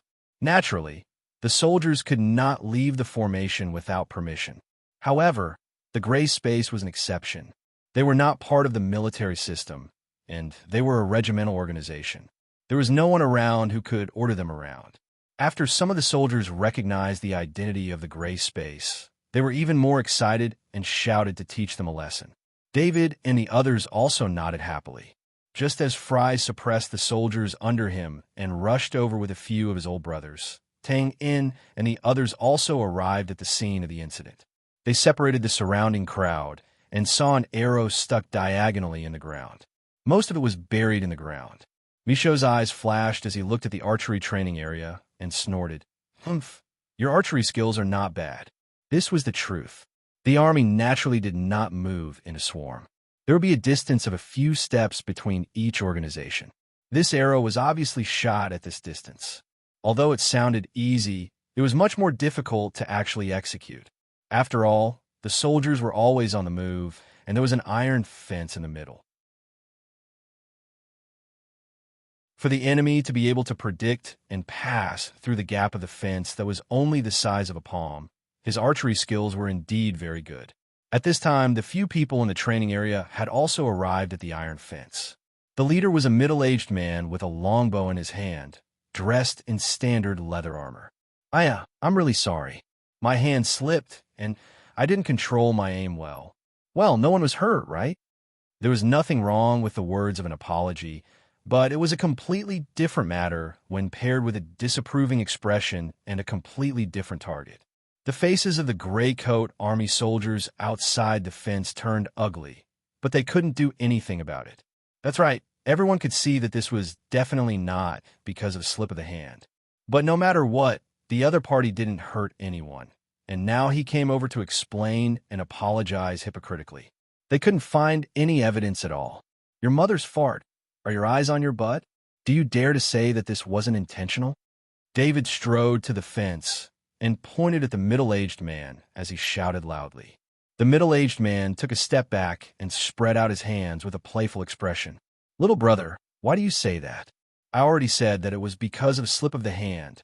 And, you said that I did it on purpose. Do you have evidence? That's right. Show us the evidence. If you don't blame us for accusing you of insulting and slandering an active officer. I think it's fine to complain. It's just a bunch of bumpkins who haven't seen the world. That's right. Let them see the instructor's amazing archery skills. It's already enough for them. As soon as David started to make things difficult for them, the people behind the middle-aged man who was called the instructor couldn't stand it and started to mock and ridicule him. Of course, David wouldn't be angered so easily. He spat disdainfully at the middle-aged man's feet. Bah, I thought you had some guts, but I didn't expect you to be a coward who doesn't dare to admit what you did. The middle-aged instructor's face twitched. He put his hands behind his back and expressionlessly pretended that he didn't hear anything. He shook his head at the soldiers behind him. Forget it. Let's not lower ourselves to their level. Let's go, huh? His words paused, and his body that was halfway turned around suddenly trembled. He looked at Fry, who was rushing over with an expression as if he had seen a ghost. His outstretched arm trembled slightly, and he cried out involuntarily, Fry, Fry. Fry, who had rushed over, looked at the arrows that were shot into the ground and roughly guessed what had happened. After hearing the sharp cry, he turned to look at the middle-aged instructor. His eyes narrowed slightly. He looked a little familiar, but he couldn't remember his name. You are not dead yet. Fry frowned. The other party said this, so he obviously knew about his previous crimes. However, Fry still couldn't figure out who the other party was. He turned to look at Skinny Monkey-like and a few other old brothers. They basically felt the same way. They were a little puzzled, but they all shook their heads. After all, Fry had left the army for more than 10 years. Other than those who had been through life and death situations with him, like Baylor, he could still remember. He naturally couldn't remember those who weren't familiar with him in the past. However, Fry didn't care about this. It was true that he had committed crimes in the past, but now that he had joined the Gray Coat Army, and the Gray Coat Army was cooperating with Bran, the other party naturally wouldn't break this relationship because of him. After all, if they really wanted to settle old scores, most of the people in the Gray Coat Army had much more serious criminal records than him. After the middle-aged instructor screamed involuntarily, he barely suppressed the stormy waves in his heart. He no longer looked at Fry and turned to leave. At this moment, Tang bent over and pulled out the arrow from the ground. He said calmly, You want to leave now? Aren't you going to take your arrows with you? Pausing, the middle-aged instructor turned around and pursed his lips. No need. I'll leave them to you. That's right. I'll give you something to remember. If you have nothing to do, practice more. Tisk, it's useless no matter how much they practice. How can these bumpkins learn the instructor's godly archery skills? Tang ignored these clowns and said loudly, Luke, coming boss. Luke, dressed in black armor, walked out from behind with a bow and arrow on his back. Handing over the arrow, Tang patted him on the shoulder. Give this arrow back to them. Watch closely, boss. Luke took the arrow with a cheeky smile and took off the bow wrapped in layers of cloth from his back. The middle-aged instructor's expression changed. He turned around and looked at Luke first, then stared at the black longbow warily.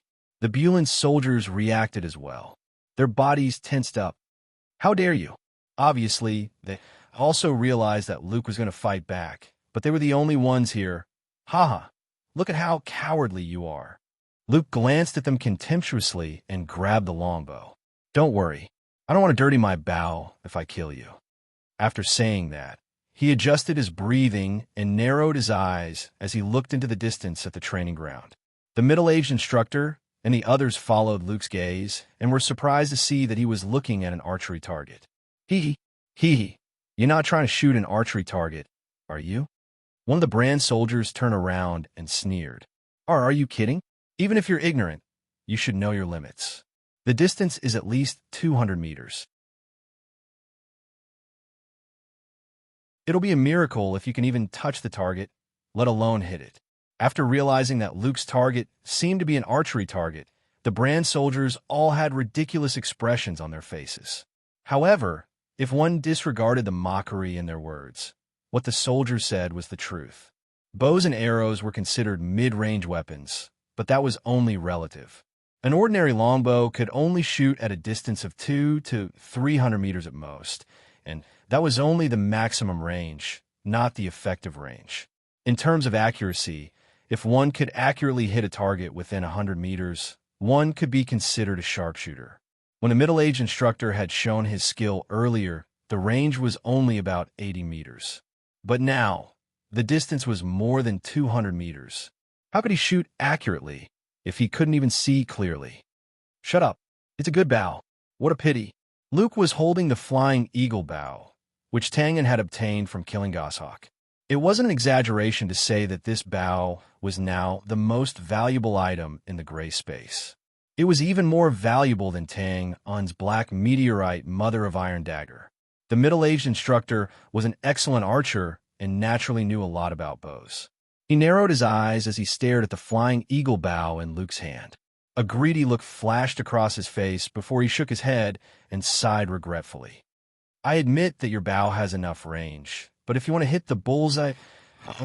Tang In raised an eyebrow and gave the middle-aged instructor a meaningful look. It wasn't just contempt in those words.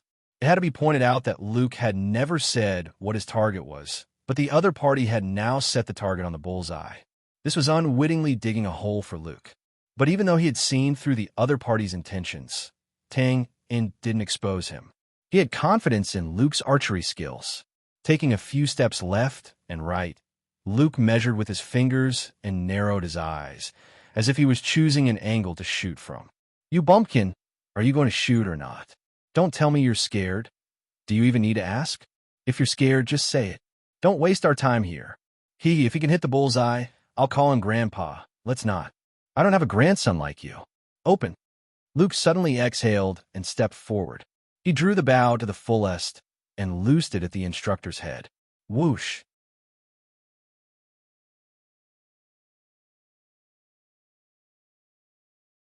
Chapter 463. The bow was pulled back like a full moon, and the arrow shot out like a shooting star. Other than the middle-aged instructor who was in a daze, everyone's eyes and head subconsciously followed the arrow that left the bowstring. The reason why the instructor didn't turn around was because Luke's arrow was clearly aimed at his head.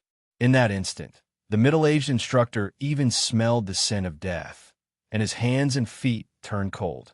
A moment later, he felt a sharp wind blow over his head, and his scalp went numb. After leaving the longbow, the arrow was like a bird of prey that had been released from its cage as it whistled through the air in a beautiful parabola. At that moment, whether or not the arrow hit the target, everyone knew in their hearts that the arrow definitely had a range of more than 200 meters. This wasn't a lie, because the arrow was already halfway to the target, but its upward momentum still hadn't stopped. Got it. That was the thought that popped into the minds of Fry and the others.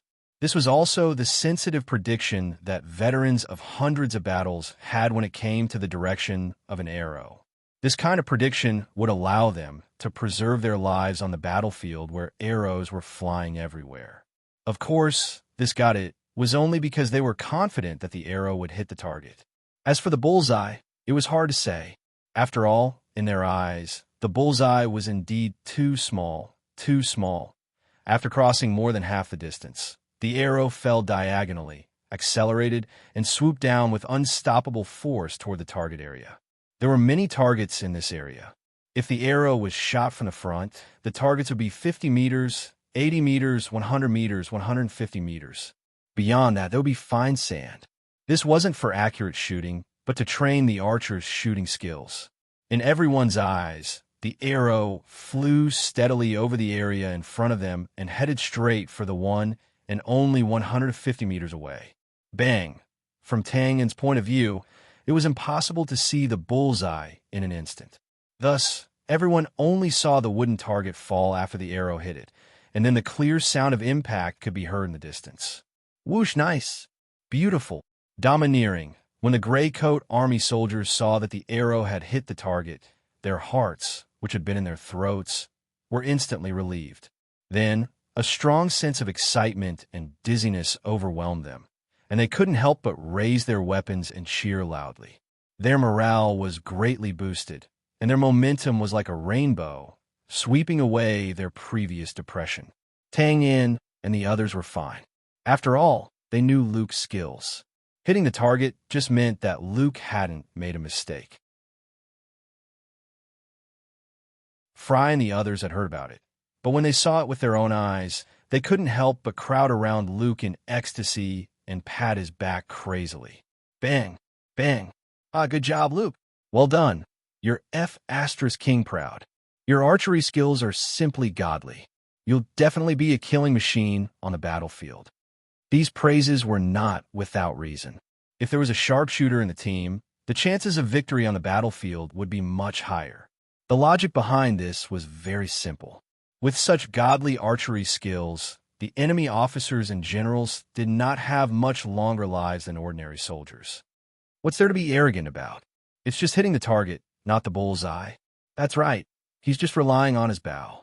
The target is so big, of course it's easier. Seeing the high morale on the other side, the soldiers behind the middle-aged instructor were a little diffident, but they still braced themselves and struggled. In the face of this stubbornness, David and the others naturally wouldn't let go of this opportunity to beat the dog in the water. He curled his lips and said, "Oh, now you know how to talk about bullseye. Didn't you say that you couldn't even touch the target at the beginning? Easy?" Michaud pointed at the flying eagle bow in Luke's hand and smiled coldly. "I can lend you this bow. I won't talk about bullseye. Any target over there, if you hit it, I'll give you my life. If not, you'll give me your life. Do you dare to gamble?" After a few words, the soldiers were suddenly speechless. Their faces turned red, but they couldn't say a word. Gamble with their lives? What a joke. Even if the flying eagle bow was given to them, they wouldn't be able to pull it open, let alone hit the target. In the end, they could only argue. Anyway, the results aren't out yet. It might not be bullseye, hee. Michaud sneered again. Pointing at the soldiers running toward the target in the distance, he said casually, "How about this? Let's change the bet. If the arrow doesn't hit the bullseye, I'll still give you my life. If it hits the bullseye, you'll give me your life. How's that sound?" "TSK, sounds fun. Count me in." David walked out and pointed at a random soldier. "I won't bully you. Let's bet a life for a life." "Alas, you're putting a lot of pressure on me." Scratching his head, Luke stepped forward and pointed at the remaining soldiers. "I'll bet with you." Rubbing his nose, Tangen looked at the middle-aged instructor who was still in a daze. "You're the only one left. Do you want to join in?" The soldiers in the distance were still cheering loudly, but there was a sudden silence. The soldiers were stunned when they saw Tangen and the others stand out. It had to be said that the wild attitude of Tangen and the rest about casually betting their lives scared them a little. This was too damn bold and unrestrained. It was also because of this that the crowd did not know whether to cheer or not. If they didn't cheer, they wouldn't be able to maintain morale. If they cheered, wouldn't they become accomplices if something went wrong?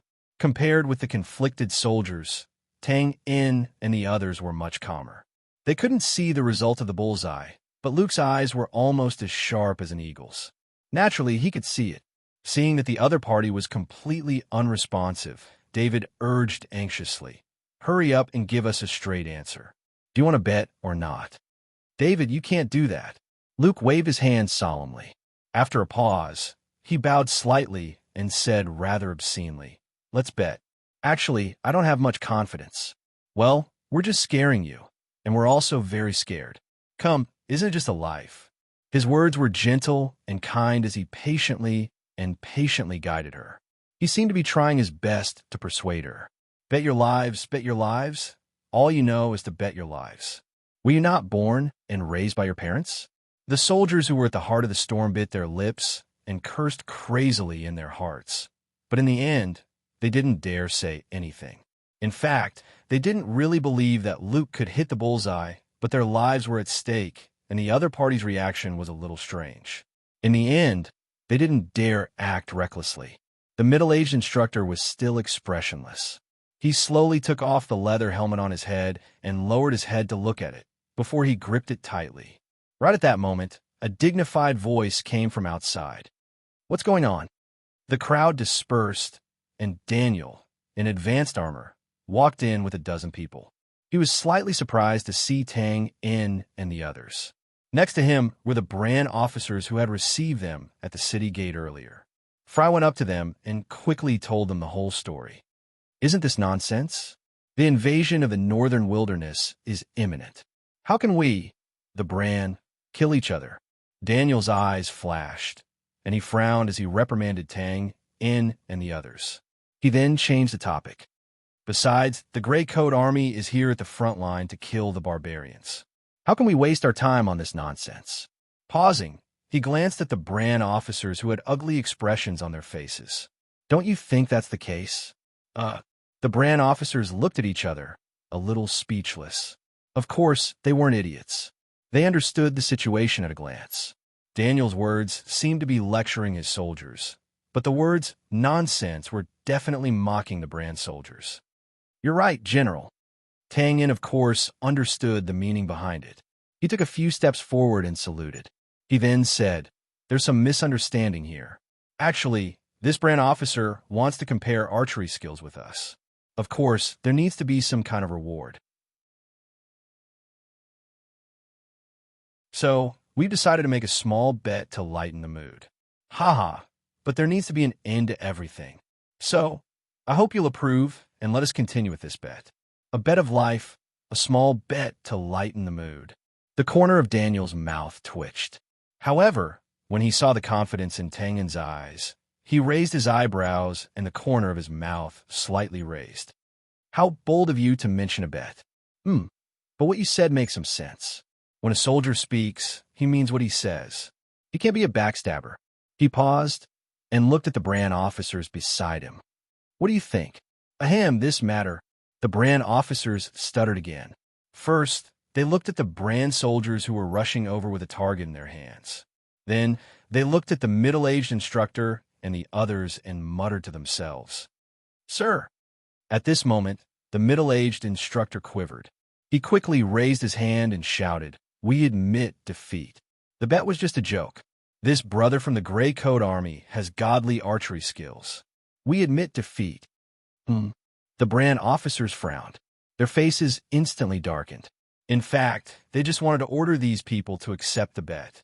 Even if they lost, it would be better than this embarrassing situation. After all, if they didn't accept Daniel's words, the brand military would be labeled as a backstabber. However, they didn't expect the middle-aged instructor to admit defeat. Not only did he admit to being a backstabber, but he also gained the reputation of being a coward. This put them in a more passive position and disgraced them.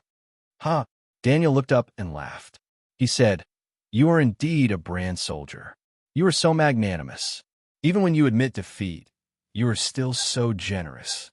It's a good way to solve this. We didn't hurt each other's feelings." Pause for a while. He looked at the soldiers around him and clapped his hands twice. "I propose a round of applause for our brave brand soldiers." He emphasized the word brave. Daniel was a calm person. When he was treated with contempt, he didn't fly into a rage. However, this didn't mean that he wasn't angry.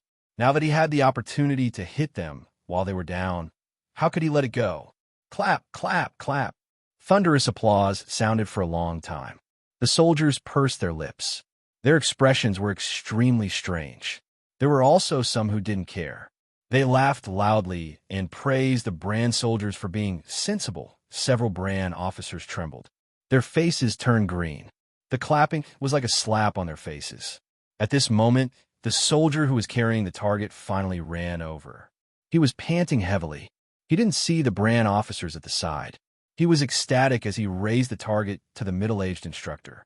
Large and small circles were drawn on the target, and the sides of the circle were densely covered with marks left by the arrows.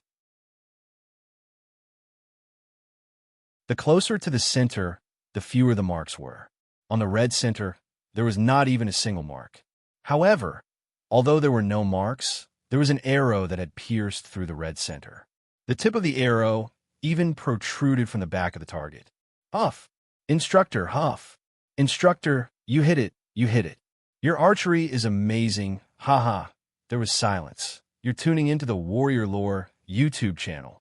Don't forget to subscribe and join us on this journey to catch the most captivating stories.